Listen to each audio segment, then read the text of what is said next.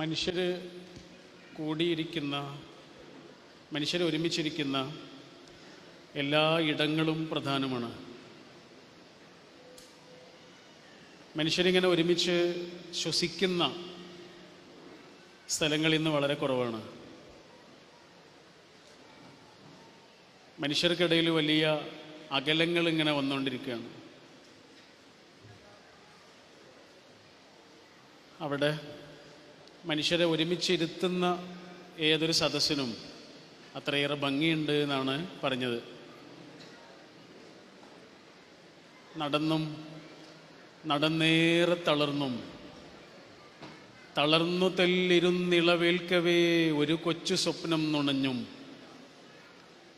എന്തോ തേടി തേടാതെ എന്തോ നേടി നേടാതെ എന്തോ കണ്ടു കാണാതെ എന്തോ പാടി പാടാതെ നടന്നു പോകും ഈ യാത്ര എനിക്കിഷ്ടം എന്ന്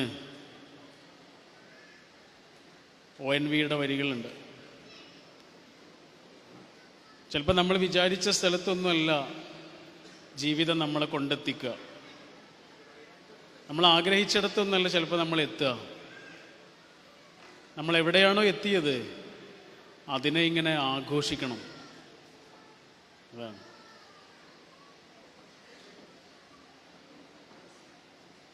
പൊതുവെ മനുഷ്യന്മാരോട് നമ്മൾ ജീവിതത്തെക്കുറിച്ച് ചോദിച്ചാൽ അധികം മനുഷ്യന്മാരും വിചാരിക്കുന്നത് എന്താണെന്നറിയോ?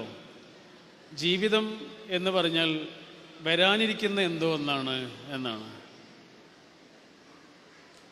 സത്യത്തിൽ ജീവിതം വരാനിരിക്കുന്ന എന്തോ ഒന്നിൻ്റെ പേരല്ല, ഇപ്പം സംഭവിച്ചുകൊണ്ടിരിക്കുന്നതിൻ്റെ പേരാണ്. കഴിഞ്ഞു പോയതിൻ്റെയും പേരല്ല, വരാനിരിക്കുന്നതിൻ്റെയും പേരല്ല, ഈ നിമിഷത്തിൻ്റെ പേരാണ്. നമുക്ക് നല്ല ശ്വാസമുണ്ട് എന്ന് ഉറപ്പുള്ള ഈ സമയമാണ് ശരിക്കും ജീവിതം എന്ന് പറയുന്നത്. ഈ സമയത്ത് നമുക്ക് എന്തെങ്കിലുമൊക്കെ ചെയ്യാനുള്ളൂ. നാളുകൾ നമ്മുടെ കയ്യിലില്ല. നമുക്ക് നല്ല സ്വപ്നങ്ങളൊക്കെ കാണുക എന്നല്ലാതെ നമ്മുടെ കയ്യിലില്ല. അത് ഇന്നലകളൊക്കെ കഴിഞ്ഞുപോയി. അതിൽ നിന്ന് എന്തെങ്കിലും പഠിക്കാനുണ്ടെങ്കിൽ പഠിച്ചിട്ട് അത് നമ്മൾ ഉപേക്ഷിക്കണം. പക്ഷെ അധികം മനുഷ്യന്മാരെങ്ങനെയാണെന്നറിയോ? നമ്മൾ കണ്ടുമുട്ടുന്ന അധിക മനുഷ്യരും ഒന്നുകിൽ ഇന്നലകളിൽ ജീവിക്കുന്ന ആളുകളാണ്. ഇന്നലത്തെ സങ്കടങ്ങളോ വേദനകളോ ലജ്ജാഭാരമോ കുറ്റബോധമോ. വേറെ കുറേ ആളുകൾ നാളെകളിലുമാണ്, നാളെക്കുറിച്ചുള്ള പേടിയിലുമാണ്. ഇന്ന് ജീവിക്കുന്ന ആരാ ഉള്ളത്? ചെറിയ കുട്ടികളുണ്ടാവും അല്ലേ? അതെന്തുകൊണ്ടാ? അവർക്ക് ഓർമ്മകളില്ല. അതുകൊണ്ട് അവർ ഹാപ്പിയാണ്. പക്ഷെ മുതിർന്നവർ എന്ന് നമ്മൾ പറയുന്ന ആളുകൾ അവരത്ര ഹാപ്പിയല്ല. അവരെന്തിനോ കാത്തിരിക്കുകയാണ് ഹാപ്പി ആവാൻ വേണ്ടിയിട്ട്. ഇപ്പം നമ്മളൊരാളോട് ചോദിക്കുകയാണ്, നിങ്ങൾ ജീവിതം എങ്ങനെയുണ്ട്, സന്തോഷമല്ലേ എന്ന് ചോദിച്ചാൽ അവർ പറയും വീട് വെച്ചിട്ടില്ല, മോളെ കെട്ടിച്ചിട്ടില്ല, ജോലി കിട്ടിയിട്ടില്ല, ജോലി ഉറപ്പായിട്ടില്ല. ഇങ്ങനെ കുറേ കാര്യങ്ങൾ പറയാ എന്ന് പറഞ്ഞാൽ അവരിപ്പോൾ ഹാപ്പിയല്ല. വീട് വെച്ചാലേ അവർ ഹാപ്പിയുള്ളൂ, വീട് വെക്കുന്നത് വരെ അവർ ഹാപ്പിയല്ല. അതാണ്. ജോലി കിട്ടിയാലേ അവർ ഹാപ്പിയുള്ളൂ, ജോലി കിട്ടുന്നത് വരെ ആ സാധനമില്ല. അപ്പം എന്തിനോ വേണ്ടി കാത്തിരിക്കുകയാണ് മനുഷ്യന്മാരൊക്കെ. ഇപ്പം നമ്മുടെ വീട്ടിലെ ഏറ്റവും നല്ല പാത്രങ്ങൾ ഉമ്മ നമുക്ക് തരുമോ? തരൂല. ഏറ്റവും നല്ല ബെഡ്ഷീറ്റ് വീട്ടിൽ വിരിച്ചിട്ടുണ്ടാവുക? വിരിച്ചിട്ടുണ്ടാവില്ല. ഏറ്റവും നല്ല ടേബിൾ ഷീറ്റ് പോലും വിരിച്ചിട്ടുണ്ടാവില്ല. അതൊക്കെ അലമാരയിലുണ്ടാവും. നമ്മളാ പാത്രം എടുക്കാൻ ചെന്നാൽ ഉമ്മ പറയും തൊട്ട് പോകരുത് എന്ന് പറയും അല്ലേ? അപ്പം അതിൻ്റെ കാരണം ചോദിച്ചാൽ ഉമ്മ എന്താ പറയുക? എടാ ആരോ വരാനുണ്ട് എന്നാ പറയാ. ആരോ വരാനുണ്ട്. ആരും വരാനില്ലെന്ന്. നമ്മുടെ ജീവിതത്തിലേക്ക് വരാവുന്ന ഏറ്റവും നല്ല ഗസ്റ്റ് എന്ന് പറയുന്നത് നമ്മൾ തന്നെയാണ്. അതുകൊണ്ട് ഏറ്റവും നല്ല പാത്രത്തിൽ തന്നെ ഭക്ഷണം കഴിച്ചോളൂ, ഏറ്റവും നല്ല ടേബിൾ ഷീറ്റ് വിരിച്ചിട്ട് ഭക്ഷണം കഴിച്ചോളൂ, ഏറ്റവും നല്ല ബെഡ്ഷീറ്റ് ഉപയോഗിച്ചിട്ട് കിടന്നിറങ്ങിക്കോളൂ, ഏറ്റവും നല്ല ചായയും കാപ്പിയും പിന്നെയും പിന്നെയും പിന്നെയും കുടിച്ചോളൂ. ഈ നിമിഷത്തിൻ്റെ പേരാണ് ജീവിതം. പടച്ചോൻ എപ്പോഴാണ് ഹാപ്പി ആവുക എന്നറിയോ? പടച്ചോൻ ഏറ്റവും സന്തോഷമുള്ള കാഴ്ച എന്താണെന്നറിയോ? നമ്മൾ സന്തോഷമുള്ളവരാകുന്നതാണ്. അതിനല്ലേ ഇത്രയേറെ ഖുർആൻ നമുക്ക് സന്തോഷിക്കാനുള്ള കാരണങ്ങൾ പറഞ്ഞു തന്നത്. 300-ലേറെ കാരണങ്ങൾ പറയുന്നുണ്ട് ഖുർആൻ. എന്തിനറിയോ? നമ്മൾ കരയാതിരിക്കാൻ വേണ്ടിയിട്ട്. അതിനാ കരയാൻ കാരണങ്ങളില്ലാത്തതുകൊണ്ടല്ല, അതൊക്കെ ഉണ്ടാവും, അതിൻ്റെയൊക്കെ പേരാണ് ജീവിതം. പക്ഷെ നമ്മൾ സന്തോഷമുള്ളവരാകണം. എന്താണ് തവക്കുൽ എന്ന് പറഞ്ഞാൽ? നമ്മൾ പറയില്ലേ തവക്കുലാക്കുക എന്ന് പറയില്ലേ? എന്താണ് തവക്കുലാക്കുക എന്ന് പറഞ്ഞാൽ? നമ്മുടെ ഭാരങ്ങൾ, നമ്മുടെ പ്രയാസങ്ങൾ പടച്ചോന് കൊടുത്തിട്ട് നമ്മൾ സന്തോഷമുള്ളവരാവുക. ഇപ്പം നമ്മളൊരു ചാക്കുകെട്ട് ഇങ്ങനെ ഏറ്റിക്കൊണ്ടുപോവുക. അപ്പോൾ ഒരാൾ പറയാണ് ആ ചാക്കുകെട്ട് എൻ്റെ തലയിലേക്ക് വെച്ചോളൂ. അപ്പം നമ്മുടെ ചാക്കുകെട്ട് അദ്ദേഹത്തിന് കൊടുത്തു, പിന്നെ നമുക്ക് ഭാരമുണ്ടോ? ഇതാണ് തവക്കുൽ. പടച്ചോനെ ഏൽപ്പിക്കുമ്പോൾ ഒരാൾക്ക് ഉണ്ടാകണ മനസ്സിൻ്റെ ആനന്ദമാണത്. നമ്മൾ രണ്ടും ചെയ്യും, ഏൽപ്പിക്കുകയും ചെയ്യും, സങ്കടപ്പെടുകയും ചെയ്യും. അതെന്തുകൊണ്ടാണെന്നറിയോ? അത് ശരിക്കും ഏൽപ്പിക്കാത്തതുകൊണ്ടാ. അപ്പം നമുക്ക് വളരെ പ്രിയപ്പെട്ട ഒരാൾ ആശുപത്രി കിടക്കുക, തീരെ വയ്യാതെ.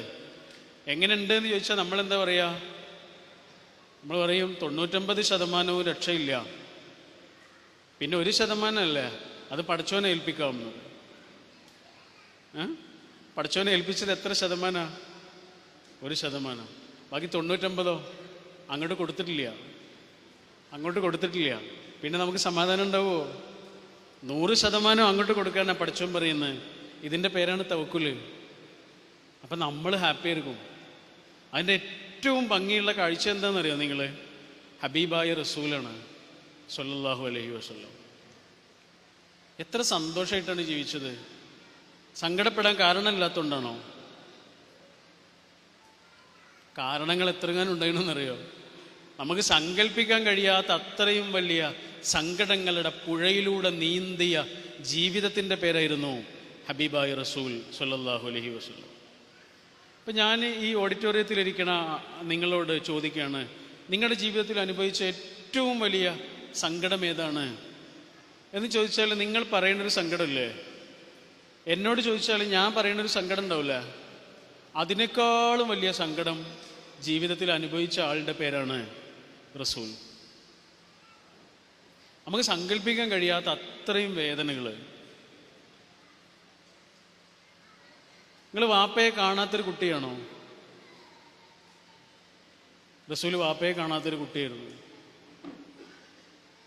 വാപ്പയെ കണ്ടിട്ടില്ലാത്ത കുട്ടിയാണ്. അപ്പം കുടുംബത്തിലുള്ള ആളുകളൊക്കെ ഇങ്ങനെ വാപ്പയെക്കുറിച്ച് പറഞ്ഞു കൊടുത്തിട്ടുണ്ടാവും. നിന്റെ വാപ്പ ചിരിച്ചിരുന്നത് അങ്ങനെയായിരുന്നു.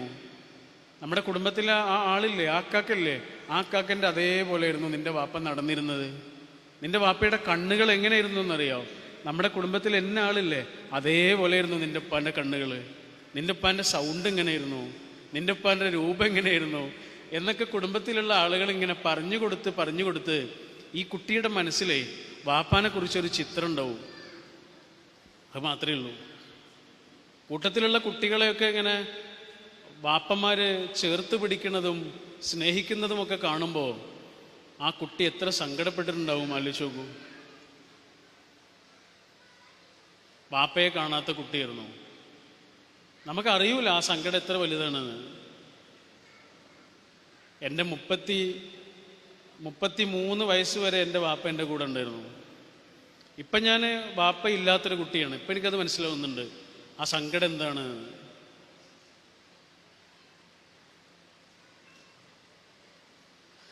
നിങ്ങളുടെ കൺമുന്നിൽ വെച്ചിട്ട് നിങ്ങളുടെ ഉമ്മ മരിക്കുന്നത് കാണേണ്ടി വന്നൊരു കുട്ടിയാണോ നിങ്ങൾ?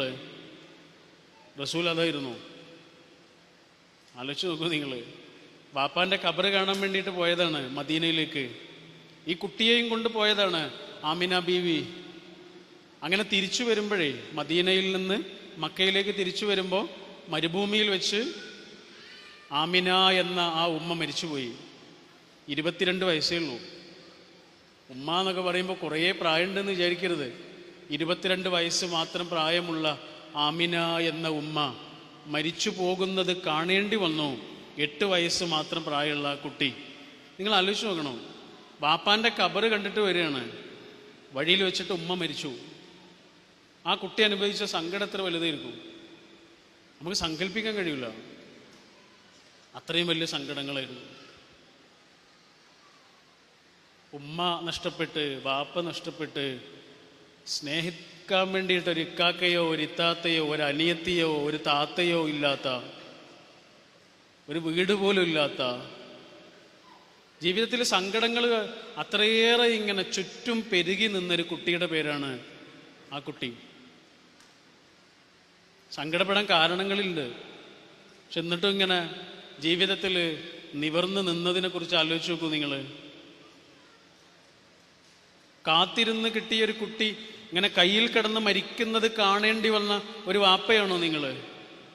റസൂൽ അങ്ങനെ ഒരു വാപ്പയായിരുന്നു.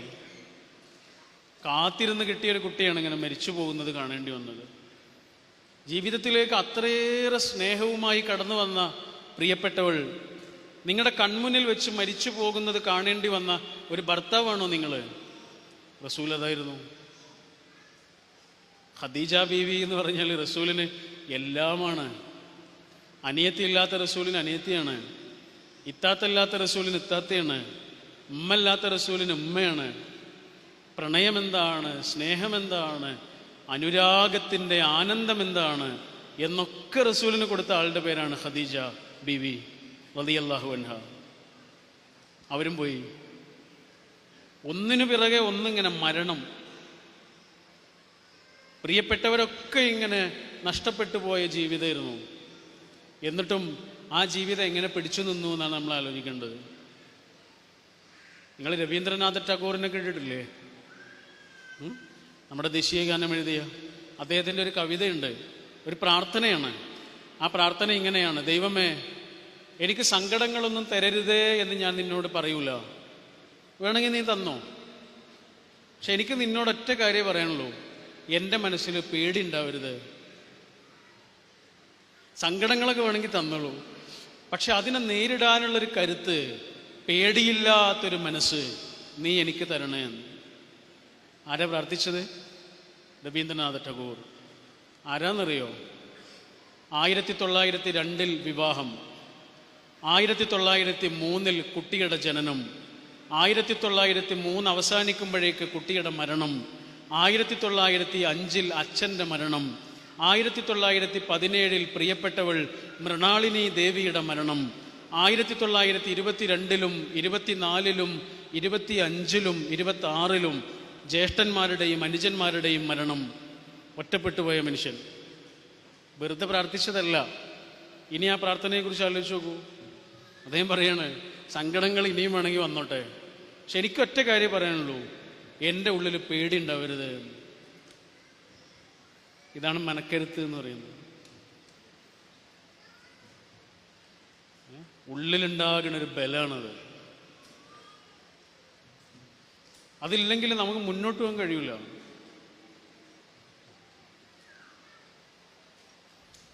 പാല് നമുക്കൊക്കെ വളരെ ഇഷ്ടപ്പെട്ട ഒന്നാണ്, ശുദ്ധമായ ഒന്നാണ്. പക്ഷെ ആ പാലുണ്ടല്ലോ, ഒരു ചീത്ത വെള്ളത്തിലേക്ക് കൊണ്ടുപോയി ഒഴിച്ചാൽ എന്ത് സംഭവിക്കും? ആ ചീത്ത വെള്ളത്തിൽ കലരും. പിന്നെ ചീത്ത വെള്ളം വേറെ, പാല് വേറെ, നമുക്ക് എടുക്കാൻ കഴിയില്ല, രണ്ടും ഒന്നാകും, അല്ലേ? എന്നാൽ ഇതേ പാല് തന്നെ കുറേ നേരം കടഞ്ഞ് കടഞ്ഞ് കടഞ്ഞ് ബട്ടറാകും, വെണ്ണയാകും. ആ വെണ്ണ നമ്മൾ ചീത്ത വെള്ളത്തിലേക്ക് കൊണ്ടുപോയിട്ടാലോ കുടിക്കലരുമോ? കുടിക്കലരുമോ? ഇല്ല. ഇതാണ് ആത്മബലം എന്ന് പറയുന്നത്. ആത്മബലമുള്ള മനുഷ്യന് കൂടിക്കലരൂല, വേറിട്ടിങ്ങനെ നിൽക്കും. ഒരു കുട്ടിക്കഥ പറയാറുണ്ട്. ഒരു പന്ത് കളി നടക്കുക, 14 ആളുകൾ ഒരു പന്തിനെയാണല്ലോ അടിച്ചുകൊണ്ടിരിക്കുന്നത്. ഒരു പന്തേ ഉള്ളൂ, 14 ആൾക്കാരുണ്ട്. എല്ലാവരും ഇങ്ങനെ ചവിട്ടി ചവിട്ടി ചവിട്ടി അടിച്ചുകൊണ്ടിരിക്കുന്നതിനിടയിൽ ഒരാളുടെ അടി കൊണ്ട് പന്ത് ഒരുപാട് ദൂരെ പോയിട്ട് വീണ്. അപ്പോൾ ആ പന്തിനെ ചെന്നിട്ടൊരു ചെറിയ കുട്ടി ഇങ്ങനെ കയ്യിലെടുത്തു. എന്നിട്ട് ആ കുട്ടി പന്തിനോട് ചോദിക്കുകയാണ്, എന്തിനാ നിന്നെ എല്ലാവരും ഇങ്ങനെ ചവിട്ടുന്നത്? എന്തിനാ എല്ലാവരുടെ ചവിട്ടും ഇങ്ങനെ കൊള്ളുന്നത് എന്ന് ചോദിച്ചപ്പോൾ പന്ത് കുട്ടിക്ക് കൊടുക്കുന്ന മറുപടിയാണ് ആ കഥയിലുള്ളത്. പന്ത് കുട്ടിയോട് പറയാണ്, എന്നെ എല്ലാവരും ഇങ്ങനെ ചവിട്ടുന്നത് എന്തുകൊണ്ടാണെന്നറിയോ, എന്നെ എല്ലാവരും ഇങ്ങനെ തട്ടിക്കളിക്കുന്നത് എന്തുകൊണ്ടാണെന്നറിയോ, എൻ്റെ ഉള്ളിൽ ഒന്നുമില്ല, ശൂന്യമാണ്. എൻ്റെ ഉള്ളിലെങ്ങാനും നല്ല കട്ടിയുള്ള ഇരുമ്പിൻ്റെ കഷ്ണങ്ങളൊക്കെ ആയിരുന്നെങ്കിൽ ഒരാൾക്കെന്നെ തട്ടാൻ പറ്റൂലടോ എന്ന് പറയും. ഇതാണ് ആത്മബലം. ആത്മബലമില്ലാത്തൊരു മനുഷ്യനെ ഇങ്ങനെ തട്ടിക്കളിച്ചു കൊണ്ടേയിരിക്കും. ആരൊക്കെയോ തട്ടിക്കളിച്ചുകൊണ്ടിരിക്കുന്നതിനിടയിൽ ഇങ്ങനെ ജീവിതത്തിനൊരു ലക്ഷ്യമില്ലാതെ ഇങ്ങനെ പറഞ്ഞുകൊണ്ടിരിക്കും. ചെറിയ ചെറിയ കാരണങ്ങളുടെ പേരിൽ മനസ്സ് തകരും. ചെറിയ ചെറിയ വിഷാദങ്ങളുടെ പേരിൽ ജീവിതം നിശ്ചലമാകും. അതുകൊണ്ട് എനിക്കെൻ്റെ അനുജന്മാരോടും അനിയത്തികളോടും പറയാനുള്ളതാണ്, ഒന്നാമത്തെ കാര്യം അതാണ്, നിങ്ങളുടെ ഉള്ളിൽ ഒരു കരുത്തുണ്ടാവണം, ആത്മബലം. നിങ്ങളുടെ ജീവിതത്തെ നിങ്ങൾ നല്ലോണം സ്നേഹിക്കണം. നിങ്ങൾ എങ്ങനെയാണോ അങ്ങനെ നിങ്ങൾ സ്നേഹിക്കണം. അതാണ് ഒന്നാമത്തെ കാര്യം. ഞാൻ എങ്ങനെയാണോ അങ്ങനെ ഞാൻ എന്നെ സ്നേഹിക്കണം. എൻ്റെ ഒരു 32ാമത്തെ വയസ്സ് മുതൽ എൻ്റെ മുടി ഏകദേശം തീരുമാനമായിട്ടുണ്ടായിരുന്നു. മുടിയുടെ മുൻഭാഗത്തൊക്കെ ഇങ്ങനെ പോകാൻ തുടങ്ങി. ഇപ്പം എനിക്ക് 37 വയസ്സായി. മുടി പോകാൻ തുടങ്ങിയതോടുകൂടി ഞാൻ ബാക്കിയുള്ള മുടിയും ആണ് മുട്ടയടിച്ച് കളഞ്ഞു. അപ്പം എന്നോട് എൻ്റെ പ്രിയപ്പെട്ട ആൾക്കാരൊക്കെ പറയും, ഇങ്ങനെ മതി എന്ന് പറയും. ഇങ്ങനെ മതി, ഇങ്ങനെ സ്നേഹിക്കുന്നവരെ മതി എനിക്ക്. ഓരോരുത്തർക്കനുസരിച്ച് എനിക്ക് മാറാൻ കഴിയില്ല. നിങ്ങളും മാറരുത്. മാറണം, മാറ്റപ്പെടാൻ നിന്ന് കൊടുക്കരുത്. നിങ്ങളെപ്പോഴും മാറാൻ ആഗ്രഹിക്കുന്നവരായിരിക്കണം, പക്ഷെ മാറ്റപ്പെടാൻ ആഗ്രഹിക്കുന്നവരാകരുത്. സ്വയം മാറണം. നിങ്ങൾക്ക് ശരിയെന്ന് നിങ്ങൾക്ക് ഉറപ്പുള്ള കാര്യങ്ങളിൽ നിങ്ങൾ അടിയുറച്ചു നിൽക്കണം. അതിൻ്റെ പേരാണ് ആത്മബലം.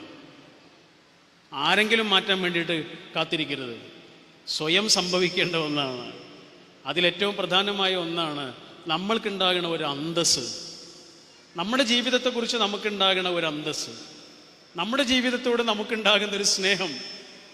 എന്താണോ ഉള്ളത് അതിൽ, ആരാണോ ഉള്ളത് അതിൽ, എവിടെയാണോ ഉള്ളത് അതിൽ നമ്മൾ ഹാപ്പി ആവണം.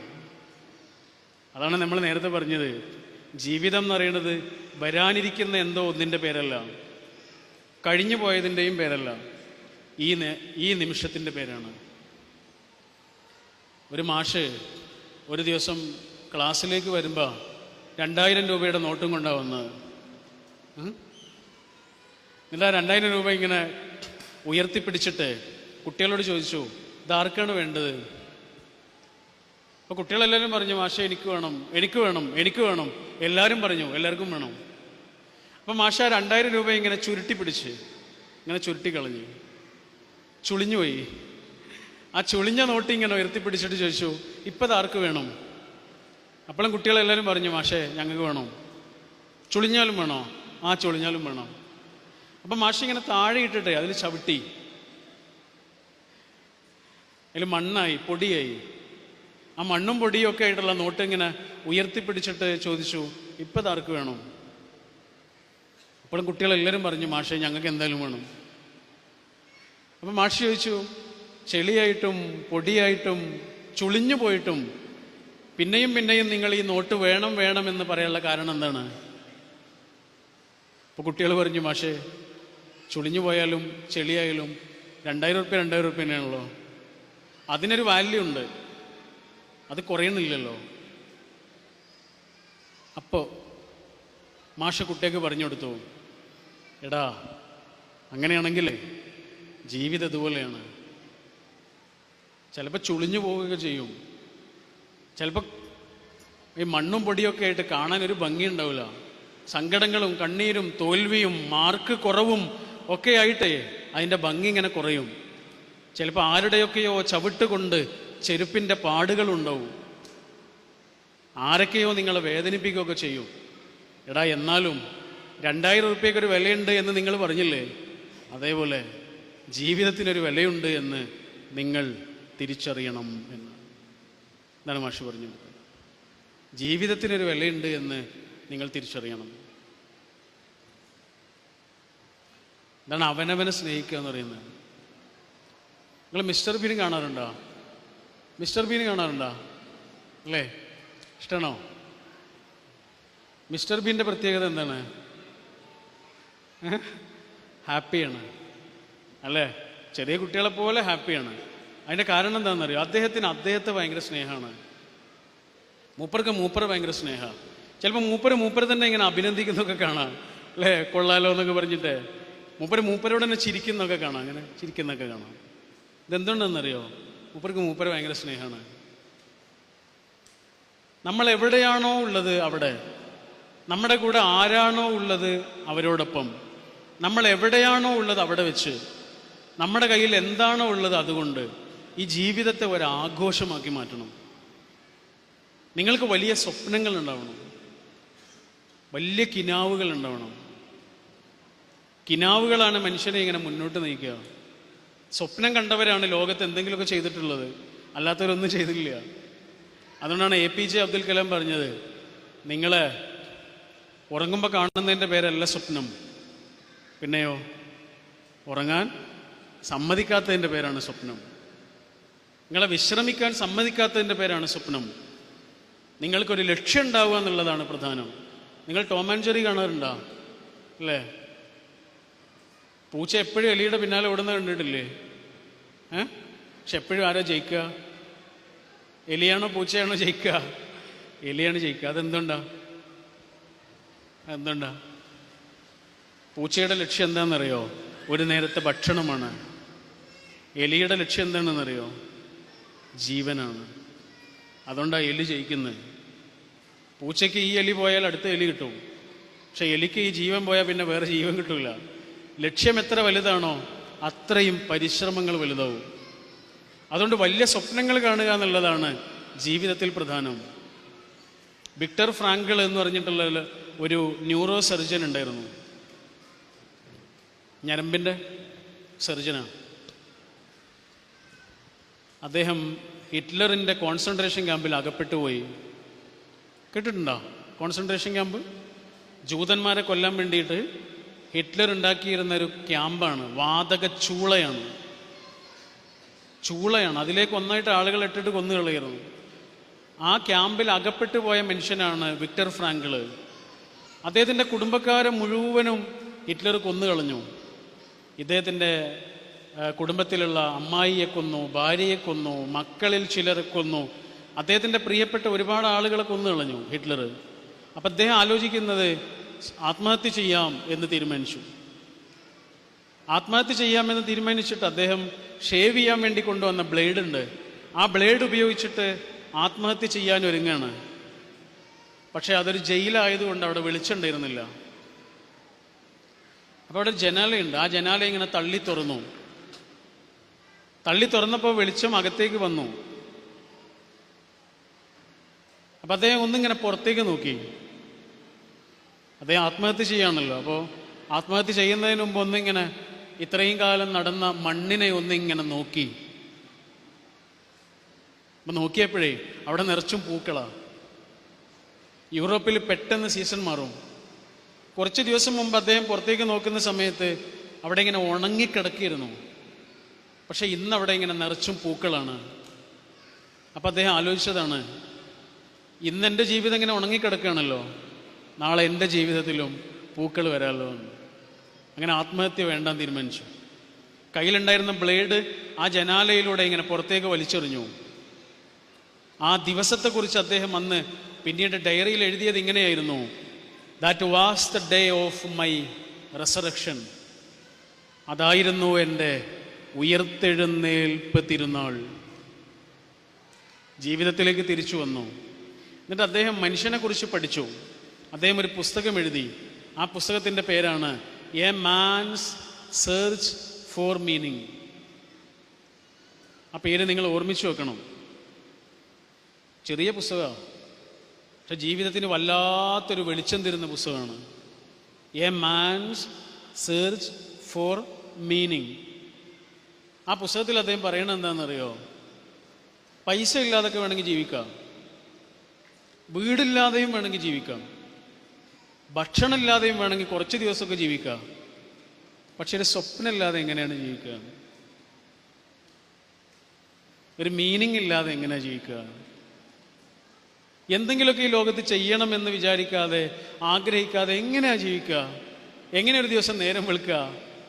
അങ്ങനെ നേരം വെളുക്കുമ്പോൾ എന്തെങ്കിലും ഒരു ഹാപ്പിനെസ് ഉണ്ടാവുമോ? ഒന്നും ചെയ്യാനില്ലാത്തൊരു മനുഷ്യന് എന്തെങ്കിലും ഒരു ഹാപ്പിനെസ് ഉണ്ടാവുമോ? അതുകൊണ്ട് ഒരു മനുഷ്യന് ഇങ്ങനെ ജീവിതം മുന്നോട്ട് ഇങ്ങനെ പോകാനുള്ള ഏറ്റവും വലിയ പ്രേരണ എന്താണെന്നറിയോ? സ്വപ്നങ്ങൾ. മനുഷ്യരുടെ സ്വപ്നങ്ങളുടെ കൂടെ നിൽക്കുക എന്നുള്ളതുമാണ് പ്രധാനം. നമുക്കൊരു സ്വപ്നം ഉണ്ടാവുക എന്നുള്ളതും മനുഷ്യരുടെ സ്വപ്നങ്ങളുടെ കൂടെ നിൽക്കണം. എൻ്റെ ഒരു സുഹൃത്തിന് ഒരു ദിവസം അത്യാവശ്യമായിട്ട് കാണേണ്ട ഒരു ആവശ്യം ഉണ്ടായിരുന്നു. അദ്ദേഹം മലപ്പുറം ജില്ലയിലെ പെരിന്തൽമണ്ണ അടുത്താണ് അദ്ദേഹത്തിൻ്റെ വീട്. വലിയൊരു ഉദ്യോഗസ്ഥനാണ്. അപ്പോൾ ഞാനൊരു ദിവസം അദ്ദേഹത്തെ വിളിച്ചിട്ട് ചോദിച്ചു, നാളെ എവിടെയാണ് ഉണ്ടാവുക, വീട്ടിലുണ്ടാവുമോ എന്ന് ചോദിച്ചു. അപ്പോൾ എന്നോട് പറഞ്ഞു, നാളെ ഞാൻ വീട്ടിലുണ്ടാവില്ല, നാളെ ഞാൻ കോഴിക്കോടാണ് ഉണ്ടാവുക, ഞായറാഴ്ചകളിൽ ഞാൻ കോഴിക്കോടാണ് ഉണ്ടാവുക എന്ന് പറഞ്ഞു. ഞായറാഴ്ച കോഴിക്കോടോ? ഞായറാഴ്ച എല്ലാവരും വീട്ടിലിരിക്കുന്ന ദിവസമല്ലേ? ഓക്കെ, ഞാനന്ന് കോഴിക്കോടായതുകൊണ്ട് എനിക്കൊന്നുകൂടെ സൗകര്യമായി. അപ്പോൾ ഞാൻ പറഞ്ഞു, എന്നാൽ നാളെ കോഴിക്കോട് നിന്ന് കാണാം. എവിടെ ഉണ്ടാവുക? ഞാൻ JDTയുടെ അടുത്ത് ഒരു സ്ഥാപനത്തിലാണ് ഉണ്ടാവുക. PMOC എന്ന് പറഞ്ഞൊരു സ്ഥാപനമുണ്ട്. അവിടെ സൈക്കോളജിയും കൗൺസിലിങ്ങും ഒക്കെ പഠിക്കുന്ന ഒരു സ്ഥലമാണ്. അങ്ങനെ പിറ്റേ ദിവസം രാവിലെ ഒരു 9 മണിയാകുമ്പോൾ ഞാൻ അദ്ദേഹത്തെ തിരഞ്ഞിട്ട് ആ സ്ഥലത്തെത്തി. അദ്ദേഹം കൊണ്ട് വരാന്തയിലൂടെ ഇങ്ങനെ നടക്കുന്നത്. അദ്ദേഹത്തിൻ്റെ കയ്യിലൊരു ചെറിയ കുഞ്ഞുണ്ട്. ഒരു 3-4 മാസമൊക്കെ പ്രായമുള്ളൊരു കുട്ടിയാണ്. ആ കുട്ടിയെ എടുത്തുകൊണ്ട് വരാന്തയിലൂടെ ഇങ്ങനെ നടക്കുകയാണ്. അപ്പം ഞാൻ ചോദിച്ചു, എന്താണ് ഇവിടെ? എന്നോട് പറഞ്ഞു, അകത്ത് ഭാര്യ പഠിച്ചുകൊണ്ടിരിക്കുന്നുണ്ട്, ക്ലാസ് നടന്നുകൊണ്ടിരിക്കുന്നുണ്ട്. അവളുടെ വലിയൊരു സ്വപ്നമായിരുന്നു ഈ കോഴ്സ് പഠിക്കുക എന്നുള്ളത്. പക്ഷെ അപ്പോഴാണ് കുഞ്ഞിൻ്റെ വരവ്. അങ്ങനെ ഫീഡിങ് ഉണ്ട്, മുലകുടിയുണ്ട്. എന്നാലും അവളുടെ കോഴ്സ് മുടങ്ങണ്ടെന്ന് വിചാരിച്ചിട്ട് അവളുടെ കൂടെ വന്നതാണ്. ഇടയ്ക്കിടയ്ക്ക് ആ അമ്മ ഇങ്ങനെ പുറത്തേക്ക് വന്നിട്ട് കുട്ടിക്ക് പാൽ കൊടുത്തിട്ട് അകത്തേക്ക് പോകും. 6 ദിവസവും ജോലി തിരക്കുള്ള മനുഷ്യനാണ്. 7ാമത്തെ ദിവസം രാവിലെ 5 മണിക്കെങ്കിലും ഇറങ്ങേണ്ടി വരും. 7 മണിക്ക് ക്ലാസ്സിലെത്തണമെന്നുണ്ടെങ്കിൽ. എന്തിനാണെന്നറിയോ? കൂടുള്ള ആ പെണ്ണിൻ്റെ ഒരു സ്വപ്നം സാക്ഷാത്കരിക്കാൻ വേണ്ടിയിട്ട് കൂടെ നിൽക്കുകയാണ്. എടാ, ഇതിൻ്റെയൊക്കെ പേരാണ് പ്രണയം എന്ന് പറയുന്നത്. ഇതാണ് പ്രണയം എന്ന് പറയുന്നത്. എനിക്ക് നിന്നോട് പ്രണയമാണ് എന്ന് പറയാൻ ഭയങ്കര എളുപ്പമാണ്. പക്ഷെ നിന്നെയും നിൻ്റെ സ്വപ്നങ്ങളെയും എനിക്കിഷ്ടമാണ്, പ്രണയമാണ് എന്ന് പറയാൻ കഴിയലാണ് ശരിക്കും പ്രണയം എന്ന് പറയുന്നത്. നമ്മുടെ ജീവിതത്തിലേക്ക് വന്നൊരു മനുഷ്യനുണ്ടാവും. അതാരാവട്ടെ, നമ്മുടെ കുട്ടികളാവട്ടെ, നമ്മുടെ ഭാര്യയാകട്ടെ, ഭർത്താവാകട്ടെ, കൂട്ടുകാരനാകട്ടെ, ആരാവട്ടെ, നമ്മുടെ കൂടെയുള്ള മനുഷ്യർക്ക് കുറേ സ്വപ്നങ്ങളുണ്ടാവും. അവരുടെ കൂടെ നിൽക്കണം. കാരണം എന്താണെന്നറിയോ നിങ്ങൾ? വലിയ വീടും വലിയ കാറും വലിയ മൊബൈൽ ഫോണൊന്നും ഉണ്ടായ പോലെ മനുഷ്യന്മാർക്ക് സ്വപ്നങ്ങൾ വേണം. സ്വപ്നങ്ങളില്ലാതെ മനുഷ്യർക്ക് മുന്നോട്ട് പോകാൻ കഴിയില്ല. ആ സ്വപ്നങ്ങളുടെ കൂടെ നിൽക്കുക എന്നുള്ളതും നമുക്ക് നല്ല സ്വപ്നങ്ങൾ ഉണ്ടാവുക എന്നുള്ളതുമാണ് പ്രധാനം. സ്വപ്നങ്ങൾ കണ്ടവരെ ജീവിതത്തിൽ എവിടെയെങ്കിലുമൊക്കെ എത്തിയിട്ടുള്ളൂ. നമ്മുടെ ഉള്ളിലുള്ള വലിയ സാധ്യതകളുണ്ട്. ആ സാധ്യതകൾ നമ്മൾ തിരിച്ചറിയണം. പഠിച്ചവന് ഓരോ ആൾക്കും ഓരോ തരത്തിലുള്ള കഴിവാണ് കൊടുക്കുക. എല്ലാവർക്കും ഒരുപോലെ കൊടുക്കില്ല. അതാണ് പഠിച്ചവൻ്റെ നീതിശാസ്ത്രം. ഓരോരുത്തർക്കും ഓരോന്ന് കൊടുക്കും. ഇപ്പോൾ ഒരു വീട്ടിൽ 4 കുട്ടികളുണ്ടെങ്കിൽ 4 കുട്ടികൾക്ക് 4 സ്വഭാവമായിരിക്കും. കണ്ടിട്ടില്ലേ? 4 ഇഷ്ടങ്ങളായിരിക്കും. ഒരാൾക്ക് ഇഷ്ടപ്പെടുന്ന കളർ പോലും മറ്റേയാൾക്ക് ഇഷ്ടം ഉണ്ടാവില്ല. ചിലപ്പോൾ ഒരാൾക്ക് ഇഷ്ടമുള്ള ഭക്ഷണം മറ്റേയാൾക്ക് ഇഷ്ടം ഉണ്ടാവില്ല. ഒരാൾക്ക് ഇഷ്ടമുള്ള തരത്തിലുള്ള സുഹൃത്തുക്കളാവില്ല മറ്റേയാൾക്ക് ഉണ്ടാവുക. ഒരാൾ വായിക്കുന്നത് പോലത്തെ പുസ്തകമാവില്ല മറ്റേയാൾ വായിക്കുക. അതൊക്കെ എന്തുകൊണ്ടാണ്? ഓരോ ആൾക്കും ഓരോ ഡ്യൂട്ടി ഉണ്ട് ഈ ലോകത്ത്. അതുകൊണ്ടാണ്. ഇത് രക്ഷിതാക്കൾ എപ്പോഴും മനസ്സിലാക്കേണ്ട കാര്യമാണ്. നമ്മുടെ കുട്ടിക്ക് സയൻസിലാണ് കൂടുതൽ മാർക്കെങ്കിൽ ആ കുട്ടിയെ പിന്നെ നമ്മൾ ലാംഗ്വേജിലേക്ക് പിടിച്ചുകൊണ്ട് പോകരുത്. സയൻസ് പഠിക്കട്ടെ. സയൻസിൽ എന്തോ ചെയ്യാൻ വേണ്ടിയിട്ട് പഠിച്ചവൻ അവനെ പറഞ്ഞയച്ചതാണ്. പക്ഷെ നിങ്ങളുടെ കുട്ടിക്ക് ഇംഗ്ലീഷിലാണ് നല്ല മാർക്ക്, അല്ലെങ്കിൽ മലയാളത്തിലാണ് നല്ല മാർക്ക്, അല്ലെങ്കിൽ അറബിയിലാണ് നല്ല മാർക്ക്. ആ കുട്ടിയെ നിങ്ങൾ സയൻസിലേക്ക് പിടിച്ചുകൊണ്ടുണ്ടോ? ആ കുട്ടി ഭാഷയിൽ പ്രത്യേകമായ കഴിവുകളോടെ ഈ ലോകത്തേക്ക് വന്ന ആളാണ്. അവൻ അതിലാണ് ശോഭിക്കാൻ കഴിയുക. അവൾക്കും, അവന് മാത്രമല്ല അവൾക്കും.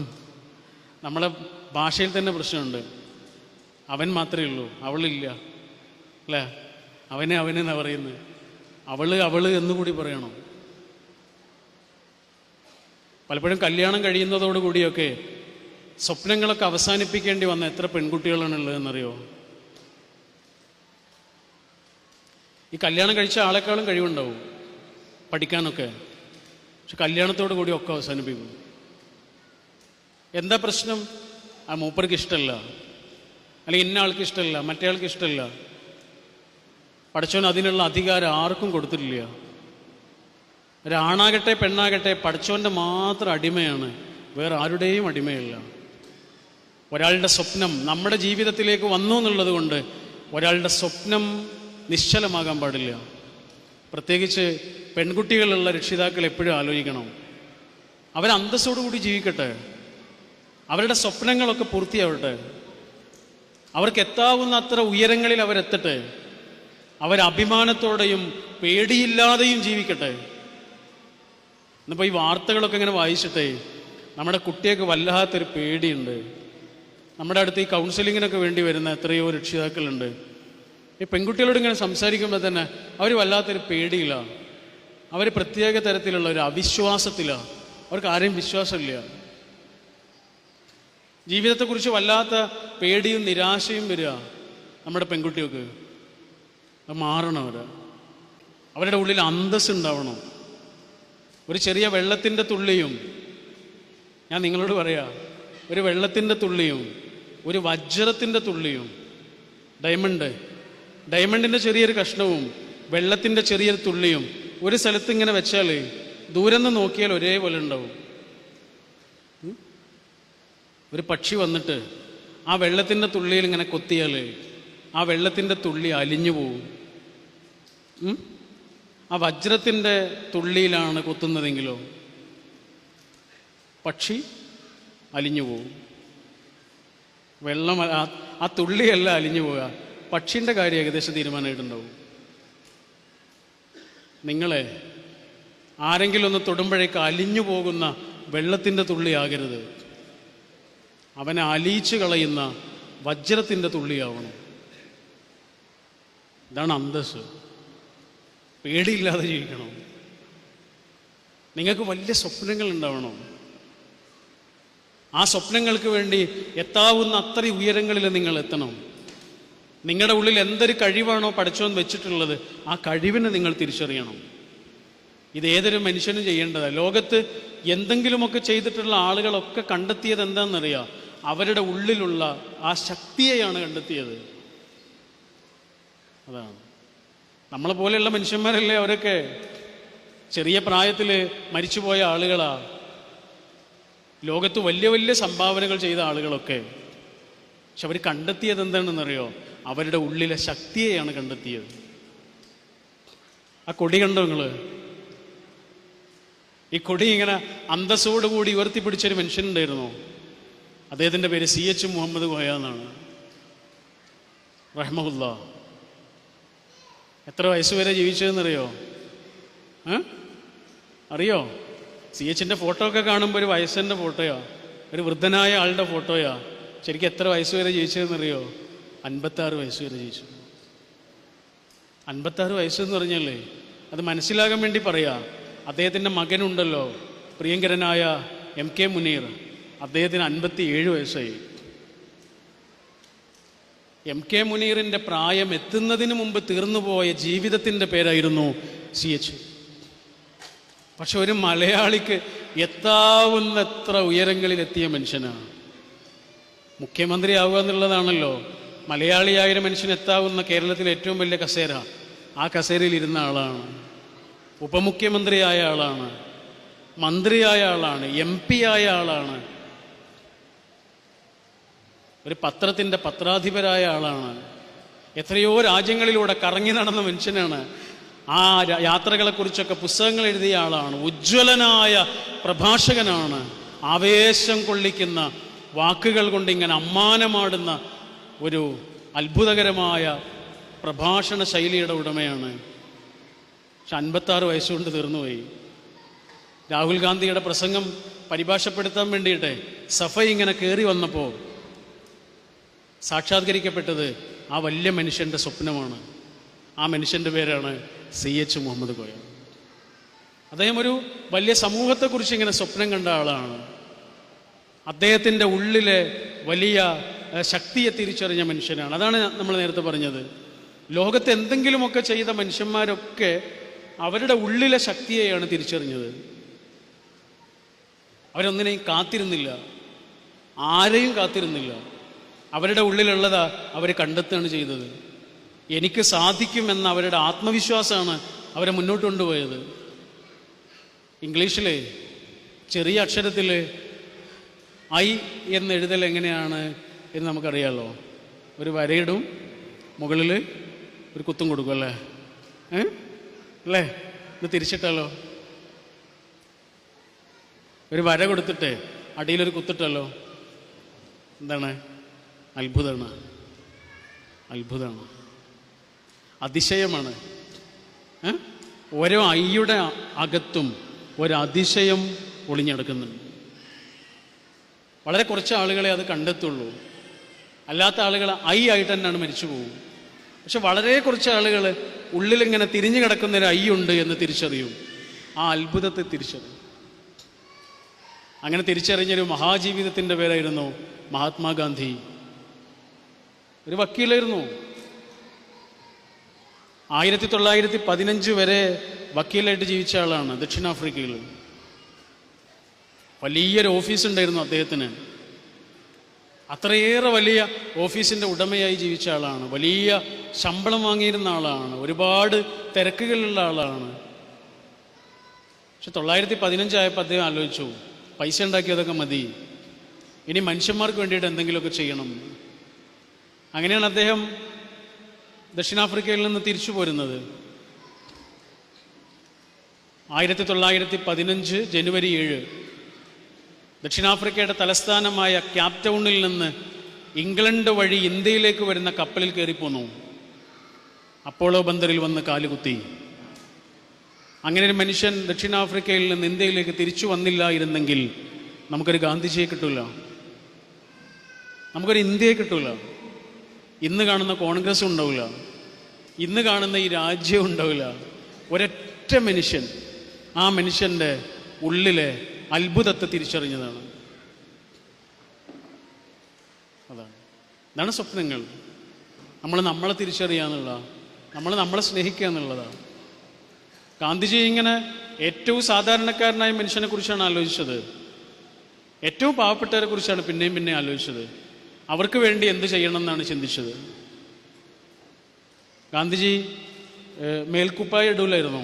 കണ്ടിട്ടില്ലേ? ഇവിടെ നിന്ന് ഇങ്ങോട്ട് മാത്രമേ തുണി ഉണ്ടാവുകയുള്ളൂ. ഇവിടുന്ന് കുപ്പായ ഇല്ലാതെ പോയത് എന്തുകൊണ്ടാണെന്നറിയോ? ഇങ്ങോട്ട് വരുമ്പോൾ കുപ്പായൊക്കെ ഉണ്ടായിരുന്നു. ദക്ഷിണാഫ്രിക്കയിൽ നിന്ന് വരുമ്പോഴേ കോട്ടും സൂട്ടൊക്കെ ഉണ്ടായിരുന്നു. പക്ഷെ പിന്നെ മേൽക്കുപ്പായ ഉണ്ടായിരുന്നില്ല. അതിനൊരു കാരണമുണ്ട്. ഒരിക്കൽ ഗാന്ധിജി ഇങ്ങനെ സ്വാതന്ത്ര്യ സമരത്തിലൊക്കെ പങ്കെടുക്കാൻ ആഗ്രഹമുണ്ട് എന്ന് ഗോപാലകൃഷ്ണ ഗോഖലെയോട് വന്നിട്ട് പറഞ്ഞു. കേട്ടിട്ടില്ലേ? ഗോഖലെയോട് വന്നിട്ട് പറഞ്ഞു. അപ്പോൾ ഗോഖലെ പറഞ്ഞു, MK ഗാന്ധി ആദ്യം ഒരു കാര്യം ചെയ്യൂ, ഇന്ത്യ എന്താണ് എന്നൊന്ന് പഠിച്ചു വരൂ. ഇന്ത്യയുടെ ആത്മാവ് കിടക്കുന്നത് ഇന്ത്യയിലെ ഗ്രാമങ്ങളിലാണ്. ആ ഗ്രാമങ്ങളൊക്കെ ഒന്ന് കണ്ടിട്ട് വരൂ. അങ്ങനെ അദ്ദേഹം ഇന്ത്യയിലെ ഗ്രാമങ്ങൾ കാണാൻ വേണ്ടിയിട്ട് നടക്കുകയാണ് ഗാന്ധിജി. കുറേ ഗ്രാമങ്ങളിൽ പോയി. ഒരു ദിവസം മധുരയിലൂടെ ഇങ്ങനെ നടന്നു പോവാ. നല്ല വെയിലുള്ള സമയമാണ്. അപ്പോൾ അവിടെ ഒരു പുഴ കണ്ടു. ആ പുഴയിലേക്ക് ഇറങ്ങിയിട്ട് തലയിലുണ്ടായിരുന്ന തൊപ്പി ഒന്ന് വെള്ളത്തിൽ നനച്ചിട്ട് ആ തൊപ്പി തലയിലേക്ക് തിരിച്ചു വെച്ചു. തണുക്കാൻ വേണ്ടിയിട്ട് ചെയ്തതാണ്. പക്ഷെ അങ്ങനെ തലയിലേക്ക് തിരിച്ചു വെക്കുമ്പോഴേ ആ പുഴയുടെ അങ്ങേക്കരയിൽ ഒരു അമ്മ തുണി അലക്കുന്നത് കണ്ടു. ഒരമ്മ ഇങ്ങനെ തുണി അലക്കുന്നുണ്ട്. സാധാരണ എല്ലാവരും തുണി അലക്കുന്നത് പോലെയല്ല, ഉടുത്ത സാരിയാണ് അലക്കിക്കൊണ്ടിരിക്കുന്നത്. ഗാന്ധിജിക്ക് മനസ്സിലായി ആ അമ്മയ്ക്ക് വേറെ തുണിയില്ല, വേറെ സാരിയില്ല. അതുകൊണ്ടാണല്ലോ ഉടുത്തതൊന്നും മാറ്റാൻ വേറെ വസ്ത്രമില്ല, ആകെ ഒരു വസ്ത്രമേ ഉള്ളൂ. ഗാന്ധിജിക്ക് അത് മനസ്സിലായ ഉടനെ ഗാന്ധിജിയുടെ കുപ്പായം എങ്ങനെ അഴിച്ചു? മേൽക്കുപ്പായം അഴിച്ചു. എന്നിട്ട് ആ പുഴയിലേക്ക് ഇട്ട് കൊടുത്തു. നല്ല വേനലുള്ള സമയമാണല്ലോ. അതുകൊണ്ടാണ് ഗാന്ധിജിയും അത്രയേറെ വെയിലേറ്റ് വാടിയത്. അതുകൊണ്ടാണ് പുഴയിലേക്ക് ഇറങ്ങിയത്. അങ്ങനെ കുറച്ചു മാത്രം വെള്ളമുള്ള ആ പുഴയിലേക്ക് ആ കുപ്പായം ഇങ്ങനെ ഇട്ട് കൊടുത്തു. എന്നിട്ട് അതിങ്ങനെ ഒഴുക്കി കൊടുത്തു അമ്മയ്ക്ക്. എന്നിട്ട് അമ്മയോട് പറഞ്ഞു, ആ കുപ്പായം ഇട്ടോളൂ. അത് കിട്ടുന്നത് വരെ ഇങ്ങനെ കാത്തിരുന്ന് കിട്ടിക്കഴിഞ്ഞപ്പോൾ ഗാന്ധിജിയോട് ഇങ്ങനെ കൈകൾ ഉയർത്തിയിട്ട് നന്ദി പറഞ്ഞു ആ അമ്മ. ആ നിമിഷമാണ് ഗാന്ധിജി തീരുമാനിക്കുന്നത്.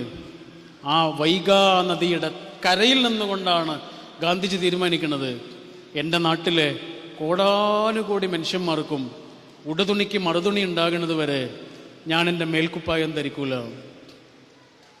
പിന്നെ ധരിച്ചിട്ടില്ല, പിന്നെ ധരിക്കാൻ പറ്റിയിട്ടില്ല. 1948 ജനുവരി മാസം 30 വൈകുന്നേരം 5:17 ബിർള മന്ദിരത്തിൻ്റെ മുറ്റത്ത് 78ാമത്തെ വയസ്സിൽ കൊല്ലപ്പെട്ട് വീഴുമ്പോഴും ആ പാവം ശരീരത്തിൽ മേൽക്കുപ്പായം ഉണ്ടായിരുന്നില്ല. ഇന്ന് ജീവിച്ചിരിക്കുകയാണെങ്കിലോ ഇന്നും ഉണ്ടാവില്ല, ഇന്നും ഉണ്ടാവില്ല. ഗാന്ധിജി ഇങ്ങനെ വെടിയേറ്റ് വീണപ്പോഴേ തെറിച്ചുപോയ ഒരു കണ്ണടയും നിലച്ചുപോയ ഒരു പോക്കറ്റ് വാച്ചുമുണ്ട്. ഗാന്ധിജി എപ്പോഴും ഇവിടെ ഒരു വാച്ച് ഇങ്ങനെ വെച്ചിരുന്നു, പോക്കറ്റ് വാച്ച്. ഗാന്ധിജി ഇങ്ങനെ മരിച്ചു വീണ സമയത്ത് ആ കണ്ണട തെറിച്ചുപോയി, ആ പോക്കറ്റ് വാച്ച് നിശ്ചലമായി. ആ കണ്ണട ഇങ്ങനെ തിരിച്ചെടുത്തിട്ട് അതിൻ്റെ പൊടിയൊക്കെ തട്ടിയിട്ട് ആ കണ്ണടയിലൂടെ ഇങ്ങനെ നോക്കണം നമ്മുടെ ഇന്നത്തെ ഭരണാധികാരികൾ ഈ രാജ്യത്തെ. അപ്പം കാണാൻ കഴിയും ഗാന്ധിജി കണ്ട മനുഷ്യന്മാരെ, അപ്പം കാണാൻ കഴിയും ഗാന്ധിജിയുടെ സ്വപ്നങ്ങളെ. ആ പോക്കറ്റ് വാച്ചിന് ഒന്നുകൂടി ചാവി കൊടുത്താലേ നമുക്ക് കേൾക്കാൻ കഴിയും ഈ നാടിൻ്റെ സ്പന്ദനങ്ങളെ. ഏറ്റവും സാധാരണക്കാരനായ മനുഷ്യനെക്കുറിച്ച്, അവന് വേണ്ടി, അവൻ്റെ കണ്ണീര് തുടക്കാൻ വേണ്ടിയിട്ട്, അവൻ്റെ സ്വപ്നങ്ങൾക്ക് വേണ്ടിയിട്ട് ഇങ്ങനെ ഇറങ്ങി നടന്ന മനുഷ്യൻ്റെ പേരാണ് ഗാന്ധിജി. സ്വാതന്ത്ര്യം നേടിയ സമയത്ത് ജവഹർലാൽ നെഹ്റുവിന് വലിയൊരു ആഗ്രഹം ഉണ്ടായിരുന്നു. എന്താണെന്നറിയോ? ഇന്ത്യയിൽ ഒരു കാർ ഫാക്ടറി തുടങ്ങണം, കാർ ഫാക്ടറി തുടങ്ങണം എന്നൊരാഗ്രഹം. അങ്ങനെ ഗാന്ധിജിയോട് ചെന്നിട്ട് പറഞ്ഞു, ബാപ്പു ഒരു കാർ ഫാക്ടറി തുടങ്ങണം എന്ന് ആഗ്രഹിക്കുന്നുണ്ട്. അപ്പോൾ ഗാന്ധിജി പറഞ്ഞു വേണ്ട. എന്നിട്ട് ഗാന്ധിജി പറഞ്ഞു, ഇന്ത്യയിലെ മഹാഭൂരിപക്ഷം വരുന്ന ആളുകളും കാറിൽ പോകുന്ന ആളുകളല്ല, നടന്നു പോകുന്ന ആളുകളാണ്. അതുകൊണ്ട് അവർക്ക് കാറല്ല വേണ്ടത്, അവർക്ക് സൈക്കിളാണ് വേണ്ടത്. ഒരു സൈക്കിൾ ഫാക്ടറിയെക്കുറിച്ച് ആലോചിച്ചോളൂ എന്ന് പറഞ്ഞു. നെഹ്റു കാർ ഫാക്ടറി തുടങ്ങിയിട്ടില്ല, നെഹ്റുവിൻ്റെ പേരക്കുട്ടിയാണ് തുടങ്ങിയത്, സഞ്ജയ് ഗാന്ധി, രാജീവ് ഗാന്ധിയുടെ അനിയൻ. അപ്പോഴേക്ക് ഇന്ത്യ ഒരുപാട് മാറിയിരുന്നു. നെഹ്റു കാർ ഫാക്ടറി തുടങ്ങിയില്ല, പക്ഷേ നെഹ്റുവിനോട് ഗാന്ധിജി ഒരു കാര്യം പറഞ്ഞു. എന്താ പറഞ്ഞതെന്നറിയോ? നെഹ്റു മതവിശ്വാസിയൊന്നുമല്ല, ദൈവവിശ്വാസിയുമല്ല. എന്നിട്ടും ഗാന്ധിജി നെഹ്റുവിനോട് പറഞ്ഞു, രാജ്യവുമായി ബന്ധപ്പെട്ട എന്തൊരു തീരുമാനം എടുക്കുമ്പോഴും ഒരു ദിവസം നോമ്പ് നോൽക്കണം. എന്നിട്ട് ഇങ്ങനെ ആലോചിക്കണം, നോമ്പ് നോറ്റുകൊണ്ട് ആലോചിക്കണം, ഞാൻ എടുക്കുന്ന ഈ തീരുമാനം കൊണ്ട് എൻ്റെ നാട്ടിലുള്ള ഏറ്റവും പാവപ്പെട്ട മനുഷ്യന് എന്ത് ഉപകാരമാണുള്ളത്. അങ്ങനെ ഉപകാരം ഉണ്ടെങ്കിൽ മാത്രമേ ആ തീരുമാനം എടുക്കാൻ പാടുള്ളൂ, അല്ലെങ്കിൽ ആ തീരുമാനം എടുക്കരുത് എന്ന് പറഞ്ഞു ഗാന്ധിജി. ഏറ്റവും പാവപ്പെട്ട മനുഷ്യന് എന്ത് ഉപകാരമാണുള്ളത്? മുസ്ലിം ലീഗ് ഈ നാടിനോട് ചെയ്ത ഏറ്റവും മനോഹരമായ കർമ്മങ്ങളിലൊന്നാണ് ആയിരക്കണക്കിന് മനുഷ്യർക്ക് കിടന്നുറങ്ങാൻ വീടുകൾ പണിത് കൊടുത്തു എന്നുള്ളത്. ഉന്നയിച്ചിട്ടുള്ള രാഷ്ട്രീയ ബോധത്തിൽ ഏറ്റവും മനോഹരമായ രാഷ്ട്രീയമാണ് ആ രാഷ്ട്രീയം.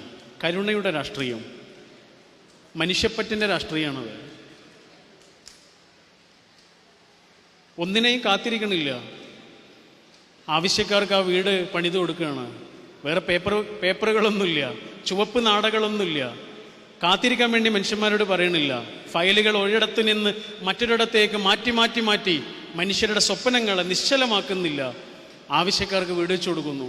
എനിക്ക് തോന്നുന്നു ലീഗ് ഉന്നയിച്ചിട്ടുള്ള രാഷ്ട്രീയത്തിൽ ഏറ്റവും മനോഹരമായ രാഷ്ട്രീയം അതാണ്. കാരണം മനുഷ്യർക്ക് വീട് എന്ന് പറയുന്നത് അത്രയും വലിയ കിനാവാ.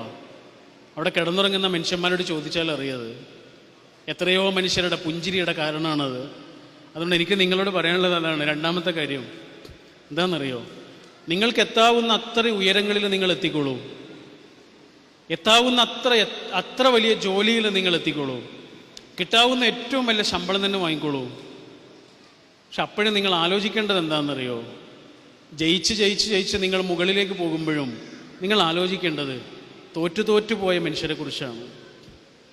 അവരെക്കുറിച്ച് അച്ഛനില്ലാത്തത് കൊണ്ട്, അമ്മ ഇല്ലാത്തത് കൊണ്ട്, വാപ്പ മരിച്ചു പോയത് കൊണ്ട്, വീടില്ലാത്തത് കൊണ്ട്, വൈദ്യുതി ഇല്ലാത്തത് കൊണ്ട് ഒക്കെ ജീവിതം ഇങ്ങനെ വഴിമുട്ടിപ്പോയ എത്രയോ മനുഷ്യന്മാരുണ്ട്. അവർക്ക് അതാണിടോ ശരിക്കും മതം എന്ന് പറഞ്ഞാൽ. നമ്മളിന്നിങ്ങനെ കേൾക്കുന്ന ഒച്ചപ്പാടുകളുടെ ഒന്നും പേരല്ലത്, മനുഷ്യൻ്റെ നന്മയുടെ പേരാണ്. അതാണ് ദീന് എന്ന് പറയുന്നത്. നിങ്ങൾ കേട്ടിട്ടില്ലേ, വയസ്സായൊരു ഉമ്മ ഇങ്ങനെ വിറക് കെട്ടേറ്റിയിട്ട് നടന്നു പോവാ. അപ്പം ഒരാൾ വന്നിട്ട് ആ ഉമ്മയോട് പറയണം, ഉമ്മ ആ വിറക് കെട്ട് ഞാൻ ഏറ്റിക്കൊള്ളാം, ഉമ്മ എൻ്റെ തലയിലേക്ക് വെച്ച് തന്നുള്ളൂ. ഉമ്മക്ക് വല്ലാത്ത സന്തോഷമായി. ഉമ്മ അതിങ്ങനെ വെച്ചു കൊടുത്തു. അയാൾ പിറകിലും ഉമ്മ മുന്നിലുമായിട്ട് ഇങ്ങനെ നടന്നു. കുറേ ദൂരം നടന്നപ്പോഴേ ഒരു ചെറിയ വീട് കണ്ടു. മലഞ്ചെരുവിലെ ഒരു ചെറിയ ഒരു പുര, കുടിൽ. അപ്പം അമ്മ പറഞ്ഞു, മോനെ ഇതാണ് എൻ്റെ വീട്, ആ വിറക് കെട്ട് ഇവിടെ ഇറക്കി വെച്ചോളൂ. അയാൾ ഇറക്കി വെച്ചു. അപ്പം ഉമ്മ എന്തോ ഒരു സമ്മാനം കൊടുത്തു, കൂലി കൊടുത്തു. അദ്ദേഹം പറഞ്ഞു വേണ്ട. ഉമ്മക്ക് ഒന്നുകൂടെ സന്തോഷം കൂടി. ഉമ്മ പറഞ്ഞു, മോനെ ഇത്രയും നല്ല കുട്ടികളൊക്കെ എപ്പോഴും ഉണ്ടോ? ഉമ്മക്ക് ഭയങ്കര സന്തോഷമായി കേട്ടോ. മോനൊരു കാര്യം ചെയ്യണം, നിന്നെപ്പോലെയുള്ള നല്ല കുട്ടികളെ മാത്രം കേടുവരുത്താൻ വേണ്ടിയിട്ട് ഒരാൾ ഇറങ്ങിയിട്ടുണ്ട്, അവൻ്റെ അടുത്തേക്ക് പോകരുത് കേട്ടോ. ഉമ്മാൻ്റെ കുട്ടി എന്ന് പറയും, അവൻ്റെ അടുത്തേക്ക് പോകരുത് കേട്ടോ. അപ്പം അദ്ദേഹം ചോദിച്ചു, ഇതാരാണ് ഉമ്മ? അത് മുഹമ്മദ് എന്ന് പറഞ്ഞ ആളാണ്, ഖുറൈശിയാണ്, അവൻ നബിയാണെന്നാണ് പറയണേ. നല്ല കുട്ടികളെ മുഴുവൻ അവൻ കേടുവരുത്തിക്കൊണ്ടിരിക്കുകയാണ്, എൻ്റെ കുട്ടി അങ്ങോട്ട് പോകരുത് കേട്ടോ. അപ്പം അദ്ദേഹം ചോദിച്ചു, ഉമ്മ കണ്ടണോ? ഉമ്മ കണ്ടിട്ടുണ്ടോ ആ മുഹമ്മദിനെ? ഇല്ല മോനെ, ഞാൻ കണ്ടിട്ടില്ല, എനിക്കവനെ കാണുകയും വേണ്ട. അപ്പോൾ കുറച്ചുകൂടെ ഇങ്ങനെ പുഞ്ചിരിച്ചിട്ട് മുന്നിൽ നിൽക്കുന്ന ആ മനുഷ്യൻ ഉമ്മയോട് പറഞ്ഞു, ഉമ്മ ആ മുഹമ്മദാണ് ഈ നിൽക്കുന്നത്, ഉമ്മ ആ മുഹമ്മദാണ് ഈ നിൽക്കുന്നത് സല്ലല്ലാഹു അലൈഹി വസല്ലം. ഇനി മതത്തെക്കുറിച്ച് കുറേ പ്രസംഗിച്ചു കൊടുക്കേണ്ടി വരുമോ ആ ഉമ്മക്ക്? വേണ്ടി വരുമോ? എന്താണ് ദീന് എന്ന്, എന്താണ് ഈ സ്പിരിച്വാലിറ്റി എന്ന് പറഞ്ഞാൽ എന്താണെന്ന്, മതം എന്ന് പറഞ്ഞാൽ എന്താണെന്ന് ആ മലഞ്ചെരുവിലെ കുടിലിൻ്റെ മുന്നിൽ വെച്ച് എത്ര സുന്ദരമായാണ് റസൂൽ ആ ഉമ്മാക്ക് പറഞ്ഞു കൊടുത്തതെന്ന് ആലോചിച്ച് നോക്കൂ. നമുക്ക് ഒച്ചപ്പാടുകളേ ഉള്ളൂ. ദീൻ എന്ന് പറഞ്ഞാൽ ഒച്ചപ്പാടൊന്നുമല്ലെന്ന്, ശാന്തമായ ഒരാളുടെ ഉള്ളിലെ നന്മകളുടെ പേരാണത്, ഒരാളുടെ മനുഷ്യപ്പറ്റിൻ്റെ പേരാണത്. അതിൽ പടച്ചോന് വിട്ടുവീഴ്ച പോലും തരൂല. മനുഷ്യനോടുള്ള നമ്മുടെ ഉത്തരവാദിത്തങ്ങളിൽ, നമ്മുടെ കടമകളിൽ പടച്ചോന് യാതൊരു വിട്ടുവീഴ്ചയും തരൂല. നിസ്കാരത്തിലും നോമ്പിലൊക്കെ വിട്ടുവീഴ്ച തരും. നിന്ന് നിസ്കരിക്കാൻ കഴിയാത്ത ഒരാൾ ഇരുന്ന് നിസ്കരിച്ചാൽ മതി, ഇരുന്ന് നിസ്കരിക്കാൻ കഴിയാത്ത ഒരാളോ കിടന്ന് നിസ്കരിച്ചാൽ മതി. യാത്രക്കാരനാ നപ്പ വേണ്ട നോമ്പ്, രോഗിയാണോ രോഗം മാറിയിട്ട് നോമ്പ് നോറ്റാൽ മതി. ഇതിനൊക്കെ വിട്ടുവീഴ്ചയുണ്ട് ഇല്ലേ? നോമ്പിൽ വിട്ടുവീഴ്ചയുണ്ട്, ഇളവുണ്ട്, നിസ്കാരത്തിൽ ഇളവുണ്ട് ഇല്ലേ? കള്ളം പറയുന്നതിന് ഇളവുണ്ടോ? ഉണ്ടോ? ഇല്ല. ഒരാളെ പറ്റിക്കുന്നതിന് ഇളവുണ്ടോ? ഒരാളെക്കുറിച്ച് എന്തെങ്കിലും ആരോപണം പറയുന്നതിന് ഇളവുണ്ടോ? അത് പറ്റൂല. മരിക്കാൻ കിടക്കുന്ന ഒരാൾക്ക് ഒരാളെ കുറ്റം പറയാൻ പറ്റൂല. പക്ഷെ കിടന്നോടത്ത് കിടന്നിട്ട് നിസ്കരിച്ചാൽ മതി, അതിലിളവുണ്ട്. പക്ഷെ കള്ളം പറയാൻ പറ്റൂല, കുറ്റം പറയാൻ പറ്റൂല, ചതിക്കാൻ പറ്റൂല, മോഷണം നടത്താൻ പറ്റൂല, മനുഷ്യർക്ക് ഉപദ്രവം ചെയ്യാൻ പറ്റൂല. നിങ്ങൾ ആലോചിച്ച് നോക്കൂ, അല്ലാഹ് അതിൽ ഇളവ് തരൂല. അപ്പം ശരിക്കും സ്പിരിച്വാലിറ്റി എന്ന് പറയുന്നത് ഒരാളുടെ ഉള്ളിലെ നന്മയും ഒരാളുടെ ഉള്ളിലെ നനവുമാണ്. ഒരാളിങ്ങനെ കാത്തു സൂക്ഷിക്കുന്ന കരുണയാണ്. ആ കരുണ നിങ്ങളുടെ ഉള്ളിൽ ഉണ്ടാവട്ടെ. നിങ്ങൾക്ക് എത്താവുന്ന അത്ര ഉയരങ്ങളിൽ നിങ്ങൾ എത്തുകയും അപ്പോഴൊക്കെയും തോറ്റുപോയ മനുഷ്യനെക്കുറിച്ച് പിന്നെയും പിന്നെയും പിന്നെയും നിങ്ങൾ ആലോചിച്ചുകൊണ്ടിരിക്കുകയും ചെയ്യുക. ഇതാണ് എനിക്ക് രണ്ടാമതായി നിങ്ങളോട് പറയാനുള്ളത്.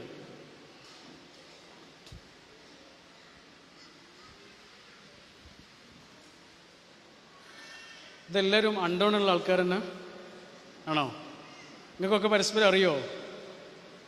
അടുത്തിരിക്കുന്ന ആളെ അറിയോ? അറിയുന്ന ആൾക്കാരുണ്ട്, ഇല്ലാത്ത ആൾക്കാരുണ്ട് അല്ലേ? പറഞ്ഞാലറിയില്ല, പറഞ്ഞാലറിയാം, നാട്ടുകാരാകുമ്പോൾ പറഞ്ഞാലറിയാമല്ലോ. ഒന്ന് അടുത്തിരിക്കുന്ന ആൾക്കൊരു സലാം കൊടുത്തിട്ട് ഒന്ന് അങ്ങോട്ടും ഇങ്ങോട്ടും പരിചയപ്പെടുവോ? സലാം കൊടുത്തിട്ട്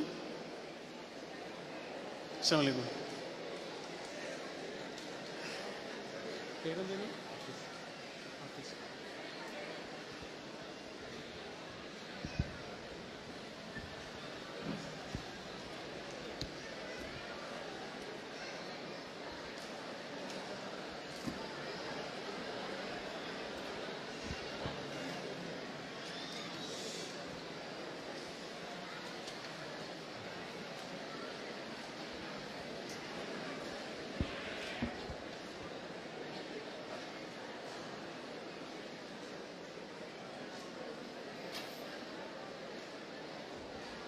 ഓക്കെ, ഇനി ഞാൻ സംസാരിക്കട്ടെ. കുറച്ച് സമയം കഴിഞ്ഞ് നമ്മൾ അവസാനിപ്പിക്കും കേട്ടോ, കുറച്ച് നേരം കൂടി. ഞാൻ പരിചയപ്പെട്ടത് നിങ്ങളുടെ നാട്ടുകാരനായ ഹാഫിസ് കെയാണ് ഞാൻ പരിചയപ്പെട്ടത്. അദ്ദേഹത്തിൻ്റെ കസിന് ഷെറഫുക്കെ എനിക്ക് നേരത്തെ അറിയാം. ഹാഫിസ് കെ ഞാനിപ്പോഴാണ് പരിചയപ്പെട്ടത്, ഇന്നാണ് പരിചയപ്പെട്ടത്. അപ്പോൾ ഞങ്ങളിങ്ങനെ പരിചയപ്പെട്ടു. ഇനി എവിടുന്നെങ്കിലും കാണുമ്പോൾ ഞങ്ങൾക്ക് പരിചയപ്പെടേണ്ട കാര്യമില്ല, ഞങ്ങൾക്കറിയാം അല്ലേ. അപ്പോൾ ഞങ്ങൾ തമ്മിൽ നല്ല ഒരു സൗഹൃദം ഉണ്ടായി എന്ന് വിചാരിച്ചോളൂ. ഇടയ്ക്കിടയ്ക്ക് വിളിക്കും, ഇടയ്ക്കിടയ്ക്ക് സംസാരിക്കും, ഇടയ്ക്കിടയ്ക്ക് കാണുമ്പോൾ ഞങ്ങൾ ഒരുപാട് നേരം ഇരുന്നിട്ട് സംസാരിക്കും. അദ്ദേഹത്തിൻ്റെ സങ്കടങ്ങളോ സന്തോഷങ്ങളോ ഒക്കെ എന്നോട് പറയും, എൻ്റെ സന്തോഷങ്ങളും സങ്കടങ്ങളൊക്കെ അങ്ങോട്ട് പറയും. അങ്ങനെ ഞങ്ങൾ തമ്മിൽ നല്ല ഒരു സൗഹൃദം ഉണ്ടായി എന്ന് വിചാരിച്ചുള്ളൂ. അതിൻ്റെ ഇടയിൽ ഞങ്ങളുടെ ഇടയിൽ ചെറിയൊരു വഴക്കുണ്ടായി. പക്ഷെ ആ വഴക്ക് ഞങ്ങൾക്കൊരു പ്രശ്നമേ ആകൂല. കാരണം എന്താണെന്നറിയോ? അതിലേറെ ഞങ്ങൾ സ്നേഹം നിറച്ചു വച്ചിട്ടുണ്ട്. അതുകൊണ്ടാണ് നമ്മൾ ഈ ബാങ്കിലൊക്കെ അക്കൗണ്ട് ഉണ്ടാക്കുമല്ലോ, പൈസ കൊണ്ടുപോയിടും അല്ലേ. ഇതുപോലെ നമ്മുടെ ജീവിതത്തിൽ ഒരു അക്കൗണ്ട് ഉണ്ട്. എന്താണെന്നറിയോ? അതാണ് ലവ് അക്കൗണ്ട് എന്ന് പറയുന്നത്. സ്നേഹത്തിൻ്റെ അക്കൗണ്ടാണത്. നമ്മളിങ്ങനെ പരിചയപ്പെടുന്ന ഓരോ മനുഷ്യനിലും, നമ്മുടെ കുടുംബത്തിലുള്ള ഓരോ മനുഷ്യനിലും, നമ്മുടെ വീട്ടിലുള്ള ഓരോ മനുഷ്യനിലും നമ്മളിങ്ങനെ ഉണ്ടാക്കി വെച്ചിട്ടുള്ള അക്കൗണ്ടാണത്. ചിലതൊക്കെ ഉണ്ടല്ലോ, നമ്മൾ അക്കൗണ്ടിൽ ഒരു 10 ലക്ഷം രൂപയുണ്ടെന്ന് വിചാരിച്ചോളൂ. ബാങ്കിൽ 10 ലക്ഷം രൂപ ബാങ്കിലുണ്ട്. അവിടെ പോയിട്ട് നമ്മൾ ATM-ൽ നിന്ന് 1000 രൂപ പിൻവലിച്ചു, വിഡ്രോ ചെയ്തു. നമുക്ക് സങ്കടം ഉണ്ടാവുമോ? വലിയ സങ്കടമൊന്നും ഉണ്ടാവില്ല. എന്നാൽ ആകെ 1000 ഉറുപ്പ്യേ. നമ്മളതിൽ നിന്ന് 500 ഉറുപ്പ്യ പിൻവലിക്കുകയും ചെയ്തു. 900 ഉറുപ്പ്യ പിൻവലിച്ചു. ഇനി ആകെ 100 ഉറുപ്പ്യേ. സങ്കടം ഉണ്ടാവില്ലേ? നല്ലോണം സങ്കടം ഉണ്ടാവും. അക്കൗണ്ടിൽ ശൂന്യമാണ്. വിഡ്രോ ചെയ്യൽ മാത്രമേ ഉള്ളൂ. അങ്ങോട്ട് കൊണ്ടയിടലില്ല, ഡെപ്പോസിറ്റ് ഇല്ല, വിഡ്രോ ചെയ്യൽ മാത്രമേ ഉള്ളൂ. ഇതുപോലെയാണ് ബന്ധങ്ങളും. അപ്പോൾ നമ്മളിങ്ങനെ വെറുതെ ഇങ്ങനെ കണ്ണടച്ചിട്ട് ആലോചിക്കുക. നമ്മുടെ ജീവിതത്തിൽ കുറേ മനുഷ്യന്മാരുണ്ടല്ലോ. നമ്മുടെ ജീവിതത്തിലേക്ക് വന്ന കൂട്ടുകാരുണ്ട്. നിങ്ങൾക്ക് നിങ്ങളുടെ ഉമ്മയുണ്ട്, വാപ്പയുണ്ട്, ഇക്കാക്കന്മാർ, ഇത്താത്തമാർ, കസിൻസ്, കുടുംബക്കാർ, അയൽക്കാർ, ഗുരുനാഥന്മാർ, ഇങ്ങനെയൊക്കെയുണ്ട്. മുതിർന്ന ആളുകൾക്ക് ഭാര്യയുണ്ട്, ഭർത്താവുണ്ട്, മക്കളുണ്ട്, പേരക്കുട്ടികളുണ്ട്, മക്കളുടെ ഭർത്താക്കന്മാരും അല്ലെങ്കിൽ ഭാര്യമാരും ഉണ്ട്. ഇങ്ങനെ കുറേ ആൾക്കാരില്ലേ നമുക്ക്, ചങ്ങാതിമാരൊക്കെ ഇല്ലേ. അപ്പോൾ നമ്മളിങ്ങനെ കണ്ണടച്ചിട്ട് ആലോചിക്കുക, ഓരോ മനുഷ്യനിലും നമ്മൾ തുടങ്ങിയിട്ടുള്ള അക്കൗണ്ട് ഉണ്ടല്ലോ, ആ അക്കൗണ്ടിൻ്റെ ഇപ്പോഴത്തെ അവസ്ഥ എന്താണ്? ചില അക്കൗണ്ടിൽ വിഡ്രോ ചെയ്യൽ മാത്രമേ ഉള്ളൂ, അങ്ങോട്ടൊന്നും കൊണ്ടേയിടുന്നില്ല. ഒരു ഭാര്യയും ഭർത്താവും എപ്പോഴും വഴക്കാണ്, വഴക്ക് മാത്രമാണ്. അവർക്ക് സ്നേഹമില്ല, അല്ലെങ്കിൽ സ്നേഹം നിക്ഷേപിക്കുന്നില്ല, വിഡ്രോ ചെയ്യൽ മാത്രമേ ഉള്ളൂ. ആകെ 1000 ഉറുപ്പ്യേ ഉള്ളൂ, അതിൽ നിന്ന് 900 പിൻവലിച്ചു. എന്നാൽ നല്ലോണം സ്നേഹിക്കുകയും പരസ്പര സ്നേഹം കൈമാറുകയും ചെയ്യുന്നൊരു ഭാര്യയും ഭർത്താവും, അവരുടെ ഇടയിൽ ചെറിയ വഴക്കൊക്കെ ഉണ്ടായില്ലേ, അതൊക്കെ എത്ര പെട്ടെന്നാണ് മാഞ്ഞു പോകുക എന്നറിയോ? അതിൻ്റെ കാരണം എന്താണ്? അവർ വിഡ്രോ ചെയ്യൽ മാത്രമല്ല, ഡെപ്പോസിറ്റ് ചെയ്യുകയും ചെയ്യുന്നുണ്ട്. ചെറിയ ചെറിയ കാര്യങ്ങൾ മതി മനുഷ്യന്മാർക്ക്, വലിയ കാര്യങ്ങളൊന്നും വേണ്ട. ഇപ്പം നമ്മളിങ്ങനെ ആലോചിക്കുകയാണ്, എൻ്റെ ജീവിതത്തിലുള്ള മനുഷ്യന്മാരിൽ ആരോടുള്ള അക്കൗണ്ടാണ് ഇപ്പം ശൂന്യമായി കിടക്കുന്നത്?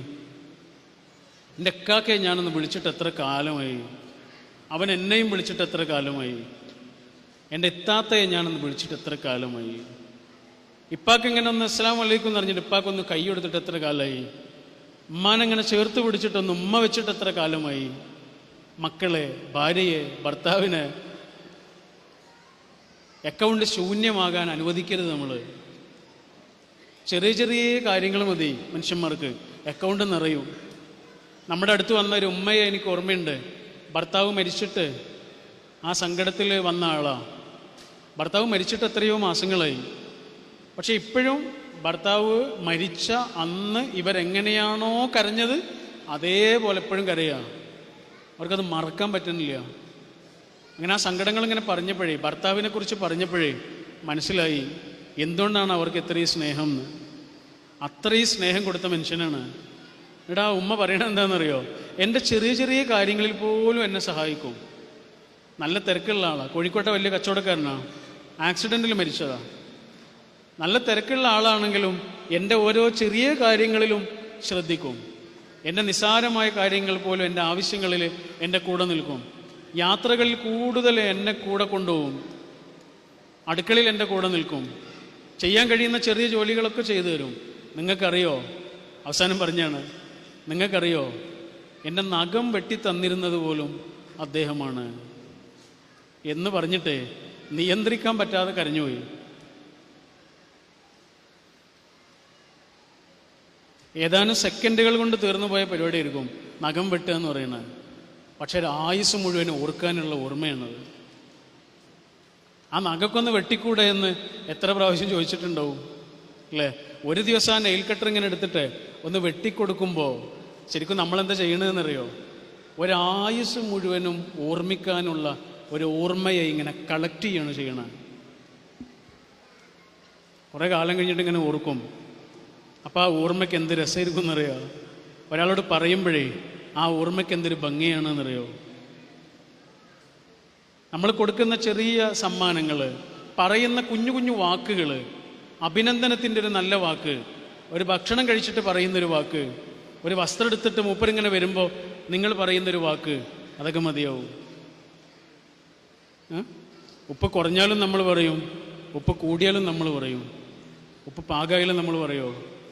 പറയൂല അല്ലേ? മധുരം കുറഞ്ഞാൽ എന്തായാലും പറയും, മധുരം കൂടിയാൽ തീർച്ചയായിട്ടും പറയും. മധുരം പാകായല്ലേ, മധുരം പാകായിട്ടുണ്ട് കേട്ടോ എന്ന് പറയൂല.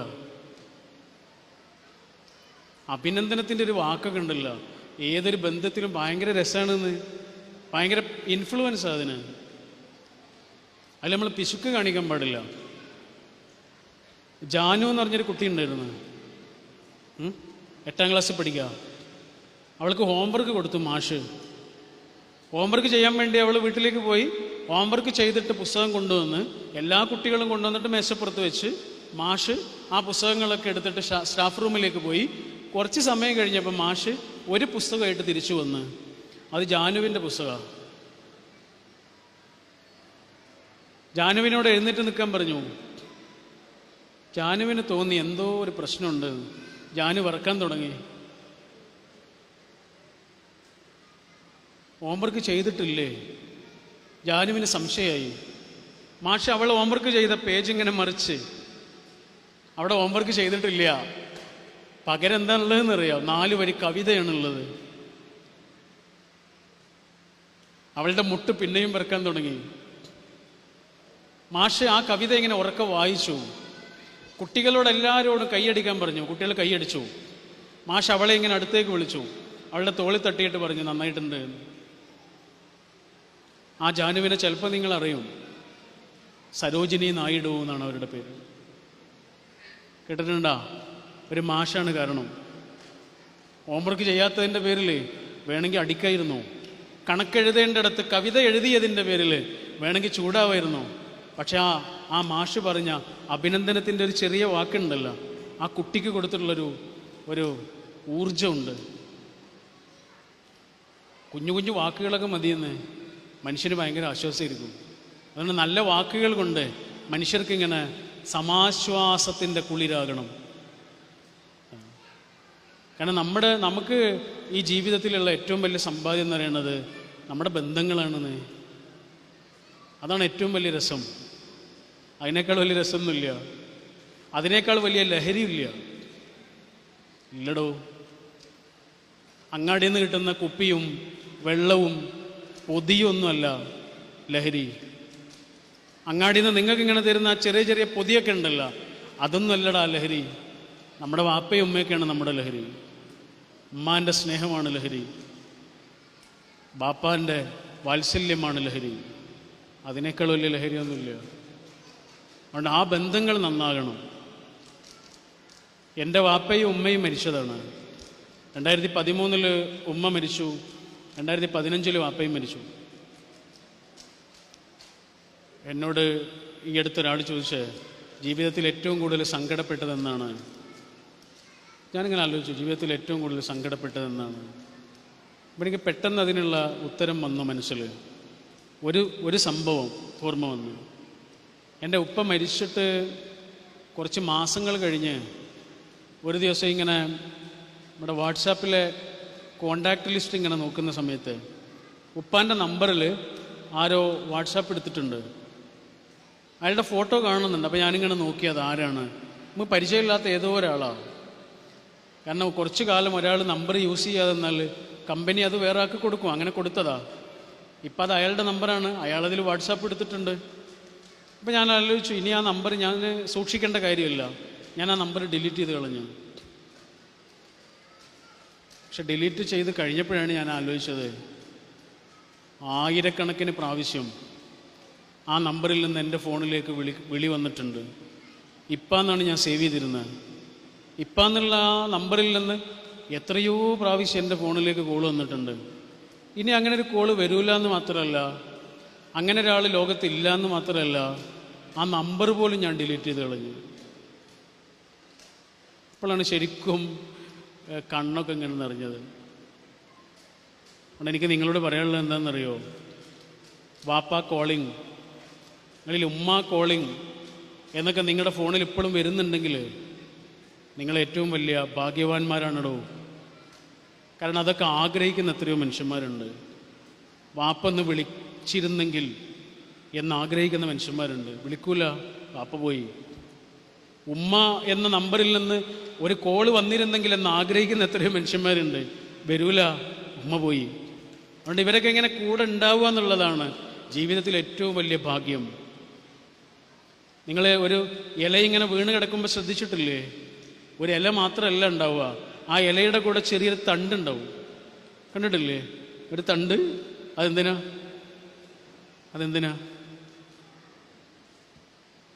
അതെവിടുന്നോ അടർന്ന് വീണതാണ് എന്നാണ്, അല്ലാതെ ആകാശത്തു നിന്ന് വന്നതല്ല. അതാണ്. ഇത്രയും കാലം അതൊരു മരത്തിൻ്റെ ഭാഗമായിരുന്നു. ആ മരത്തിൽ നിന്ന് ഇങ്ങോട്ട് അടർന്ന് വീണതാണ്. അതുപോലെയാണ് നമ്മുടെ വയറ്റത്തുള്ള പൊക്കിൾ എന്ന് പറയുന്നത്. ഈ പൊക്കിളുകൊണ്ട് പിന്നെ യാതൊരു കാര്യമില്ല, ഒറ്റ കാര്യമുള്ളൂ. എന്താണെന്നറിയാം? ഉമ്മ. ആ ഓർമ്മ ഇങ്ങനെ എപ്പോഴും നിലനിർത്താൻ വേണ്ടിയിട്ടാണ് പടച്ചോൻ ഈ അടയാളം തന്നത്. ഉമ്മ ഉമ്മ ഉമ്മ, അമ്മ അമ്മ അമ്മ എന്നൊരു ഓർമ്മ ഇങ്ങനെ ഉണ്ടാവുകയാണ്. ഒരു സർജറി കൊണ്ടും മായ്ക്കാൻ കഴിയുള്ളത് അങ്ങനത്തെ ഒരു അടയാളമാണത്. അതുകൊണ്ട് നമ്മുടെ ഉമ്മയുടെ സ്നേഹം അല്ലെങ്കിൽ വാപ്പയുടെ വാത്സല്യം, ഇതൊക്കെയാണ് ശരിക്കും ലഹരി എന്ന് പറയുന്നത്. ആ ലഹരിയിലാണ് നമ്മൾ ചെന്നിട്ട് വീഴേണ്ടത്. ചങ്ങാതിമാരിങ്ങനെ കാണിച്ചു തരുന്ന ലഹരിയിലല്ല. ആ ലഹരി നമ്മുടെ ജീവിതത്തെ ആകെ കേടുവരുത്തും. നമ്മളെപ്പോഴും ആലോചിക്കേണ്ടത് എന്താണെന്നറിയോ, നമുക്ക് തിരഞ്ഞെടുക്കാൻ നല്ല സ്വാതന്ത്ര്യമുള്ള ആൾക്കാരാണ് നമ്മുടെ ചങ്ങാതിമാർ എന്ന് പറയുന്നത്, അല്ലേ? നമ്മുടെ വാപ്പയെ നമുക്ക് തിരഞ്ഞെടുക്കാൻ പറ്റുമോ? ഇല്ല. ഉമ്മയെ തിരഞ്ഞെടുക്കാൻ പറ്റുമോ? ഇക്കാക്കയെ ഇത്താത്തയെ തിരഞ്ഞെടുക്കാൻ പറ്റുമോ? പറ്റൂല. ആരെയാണോ കിട്ടിയത് അതാണ്, വേറെ ചോയ്സൊന്നുമില്ല. പക്ഷെ നമുക്ക് തിരഞ്ഞെടുക്കാൻ പറ്റിയ ഒരേ ഒരാളേ ഉള്ളൂ. അതാരാണ്? ആരുമായി കൂട്ടുകൂടണം, അത് തിരഞ്ഞെടുക്കാം. പിന്നെ തിരഞ്ഞെടുക്കാൻ സ്വാതന്ത്ര്യമുള്ള ഒരേ ഒരു കാര്യം, നമ്മുടെ ജീവിതത്തിലേക്ക് വരുന്ന ഒരാളാണ് ഭാര്യ, ഭർത്താവ്, ഇണ, അയാളെയും തിരഞ്ഞെടുക്കാം. ഈ രണ്ട് തിരഞ്ഞെടുപ്പിൽ എങ്ങാനും തെറ്റുപറ്റിയുണ്ടല്ലോ, സമാധാനം ഉണ്ടാവില്ല. അതിലേറ്റവും പ്രധാനമാണ് കൂട്ടുകാർ. അത് തെറ്റിപ്പോകാൻ പാടില്ല. നമ്മളെ ചലിപ്പിക്കുന്ന ചങ്ങാതിമാരും നമ്മളെ വ്യതിചലിപ്പിക്കുന്ന ചങ്ങാതിമാരും ഉണ്ട്. നമ്മളിങ്ങനെ ആലോചിച്ച് നോക്കൂ, ഇപ്പം നമുക്കുള്ള കൂട്ടുകാരുണ്ടല്ലോ, ആ കൂട്ടുകാരിൽ എത്ര പേരാണ് നമ്മളിങ്ങനെ ചലിപ്പിക്കുന്ന ആൾക്കാർ, എത്ര പേരാണ് നമ്മളെ വ്യതിചലിപ്പിക്കുന്ന ആൾക്കാർ? തിരിച്ചറിയണം നമ്മൾ. ഒരു കള്ളനെ ഒരു വീട്ടിലേക്ക് വരുമ്പോഴേ ആ കള്ളൻ്റെ ഏറ്റവും വലിയ ഭീഷണി എന്ന് പറയുന്നത് ആ വീട്ടിലെ നായയായിരിക്കും, അല്ലേ? നായ കുരക്കും, വീട്ടുകാരുണരും, കള്ളൻ്റെ പരിപാടികളൊന്നും നടക്കില്ല. അപ്പോൾ കള്ളനിങ്ങനെ പതുങ്ങി വരുമ്പോഴേ നായ കുരക്കാൻ തുടങ്ങുമ്പോഴേക്ക് കള്ളൻ നായക്കൊരു സമ്മാനം കൊടുക്കും. ഒരു ഇറച്ചിക്കഷ്ണം, നല്ല കട്ടിയുള്ളൊരു ഇറച്ചിക്കഷ്ണം. നായക്ക് ഭയങ്കര സന്തോഷമായി. നായ പിന്നെ കുരക്കൊന്നുമില്ല, നായ അത് കഴിക്കാൻ തുടങ്ങും.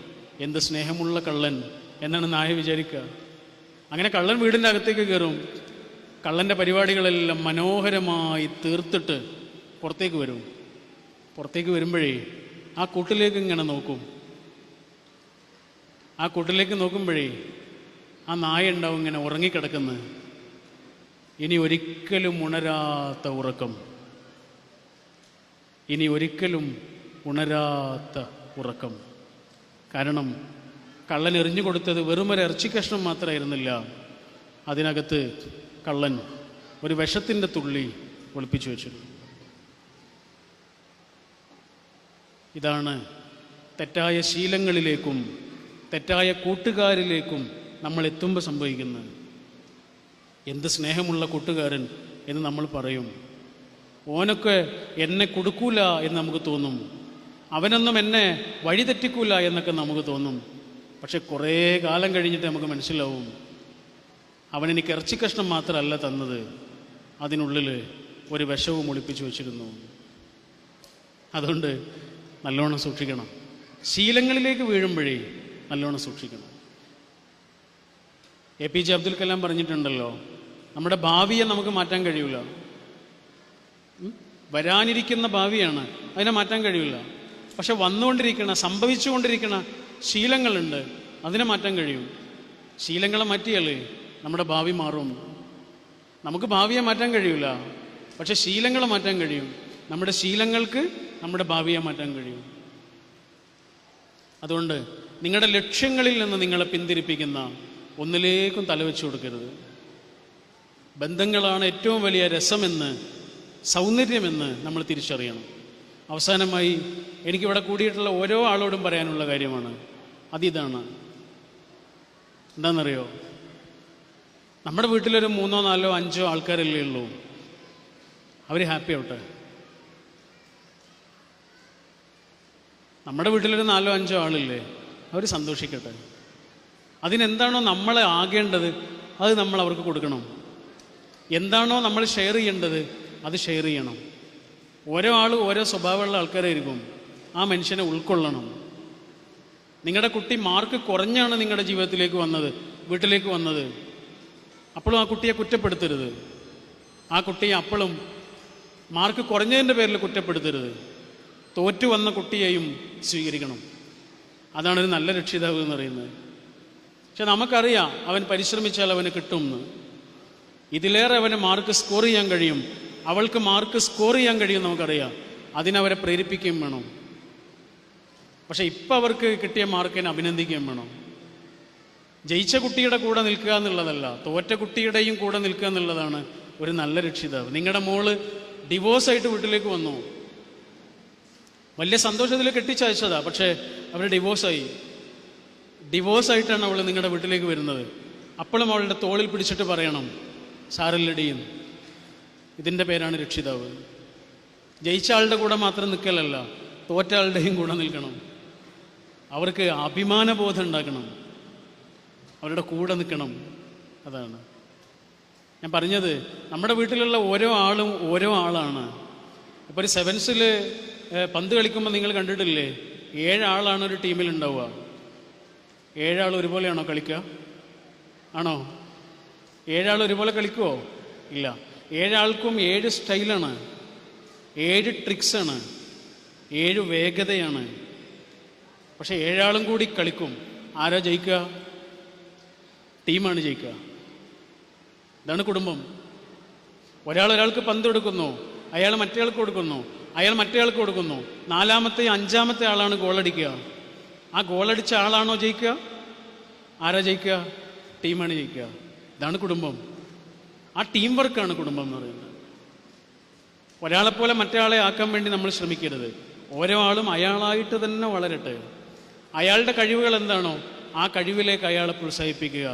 സ്നേഹപൂർവ്വം അയാൾക്ക് പ്രോത്സാഹനങ്ങൾ കൊടുക്കുക എന്നുള്ളതാണ് ഒരു കുടുംബത്തിലെ അംഗത്തിന് ചെയ്യാവുന്ന ഏറ്റവും മനോഹരമായ കാര്യം.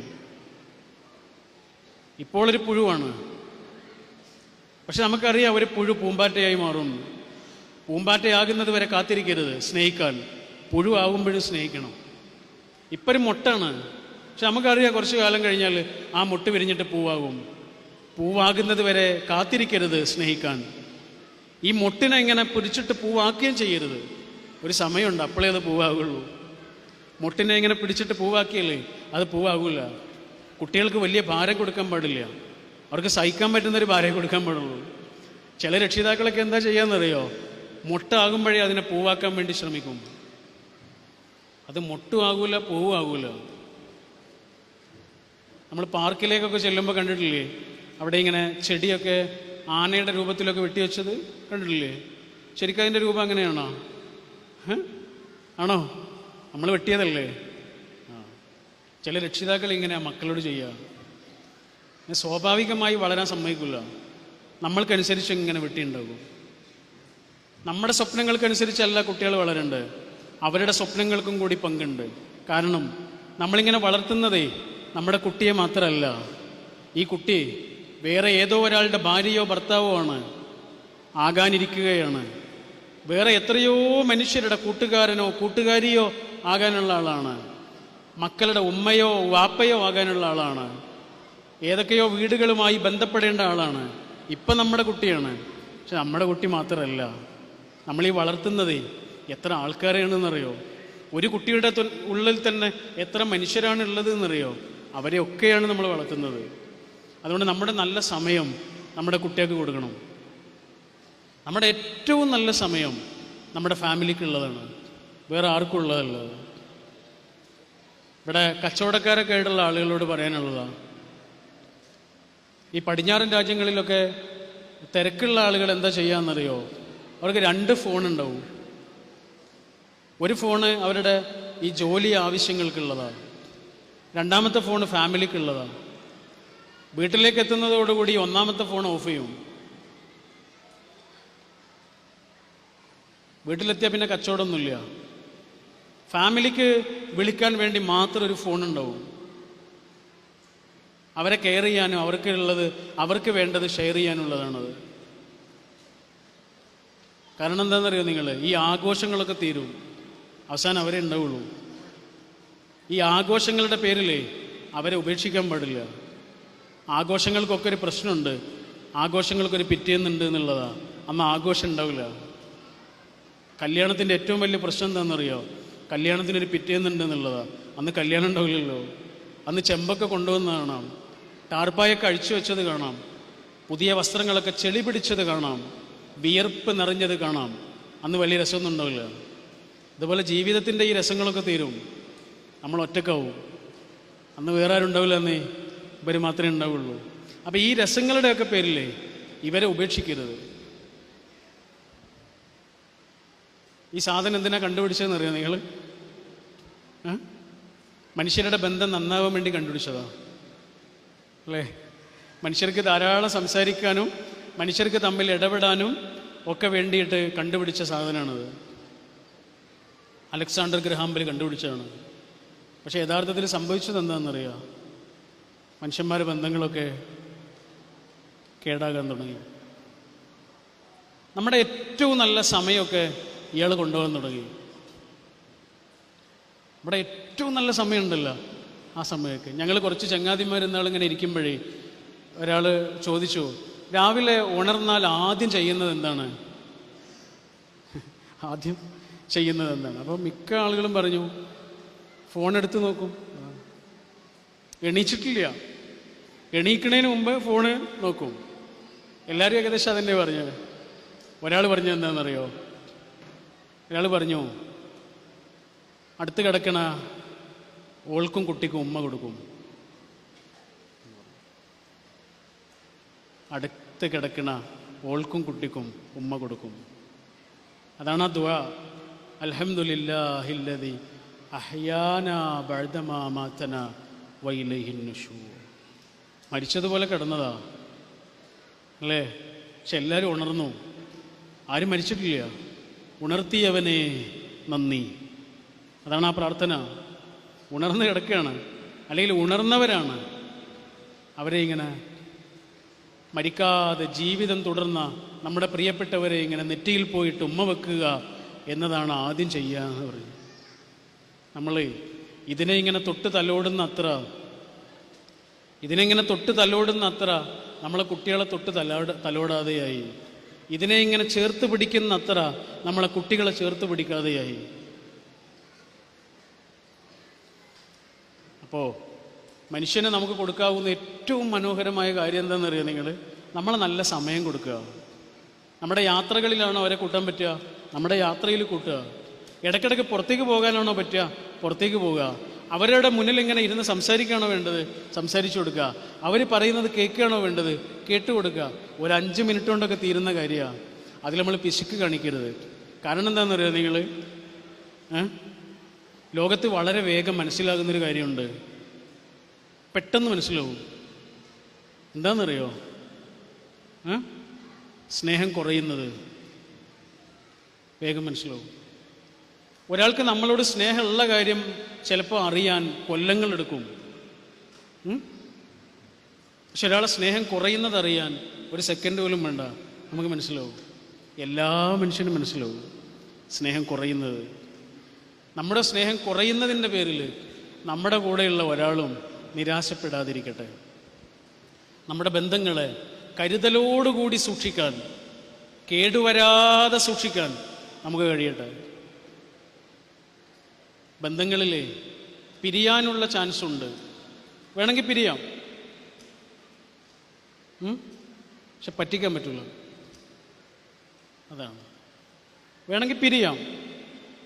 ഖുർആൻ പറഞ്ഞതാ, നിങ്ങൾ ഒത്തുപോകില്ലെങ്കിൽ നിങ്ങൾ പിരിഞ്ഞോളൂ. പക്ഷേ പറ്റിക്കാൻ പറ്റില്ല. നമ്മുടെ ബന്ധങ്ങളിൽ നമ്മൾ ട്രൂത്ത്ഫുൾ ആവുക എന്നുള്ളതാണ് പ്രധാനം. മനുഷ്യർക്ക് സ്നേഹം പകർന്നു കൊടുത്ത്, മനുഷ്യർക്ക് കരുതലോടുകൂടി അവരുടെ കൂടെ നിന്ന്, നമ്മുടെ ഏറ്റവും നല്ല സമയം അവർക്ക് കൊടുത്ത്. ഇംഗ്ലീഷിൽ സമ്മാനത്തിനും സാന്നിധ്യത്തിനും ഒരേ വേർഡാ പറയുക അല്ലേ? എന്താ? ഒരാളിവിടെ ഇങ്ങനെ ഉണ്ടാവുക എന്നുള്ളതിന് എന്താ പറയുക? പ്രസൻറ്റ് അല്ലേ? ഒരാൾക്കൊരു സമ്മാനം കൊടുക്കുന്നതിന് എന്താ പറയുക? പ്രസൻറ്റ്. സമ്മാനത്തിനും സാന്നിധ്യത്തിനും ഒരേ വേർഡാണ്. ഒരാൾക്ക് കൊടുക്കാവുന്ന ഏറ്റവും നല്ല സമ്മാനം എന്താണെന്നറിയോ? നമ്മളിങ്ങനെ ഉണ്ടാവുക എന്നുള്ളതാണ്. കൂടെ ഉണ്ടാവുക എന്നുള്ളത്. കൂടെ ഉണ്ടാവുക. ഞാൻ കൂടെയുണ്ട് എന്ന് മനുഷ്യരോട് ഇങ്ങനെ പറയില്ല. അതുകൊണ്ട് ഇത്രയും നേരം വാക്കുകൾ ശ്രവിച്ച നിങ്ങൾക്കെല്ലാവർക്കും നന്ദി അർപ്പിച്ചുകൊണ്ട്, മുസ്ലിം യൂത്ത് ലീഗിൻ്റെ ഈ കമ്മിറ്റിക്കെല്ലാം നന്ദിയും അർപ്പിച്ചുകൊണ്ട് ഞാൻ എൻ്റെ വാക്കുകൾ അവസാനിപ്പിക്കുന്നു. അസ്സലാമു അലൈക്കും വറഹ്മത്തുള്ളാഹി.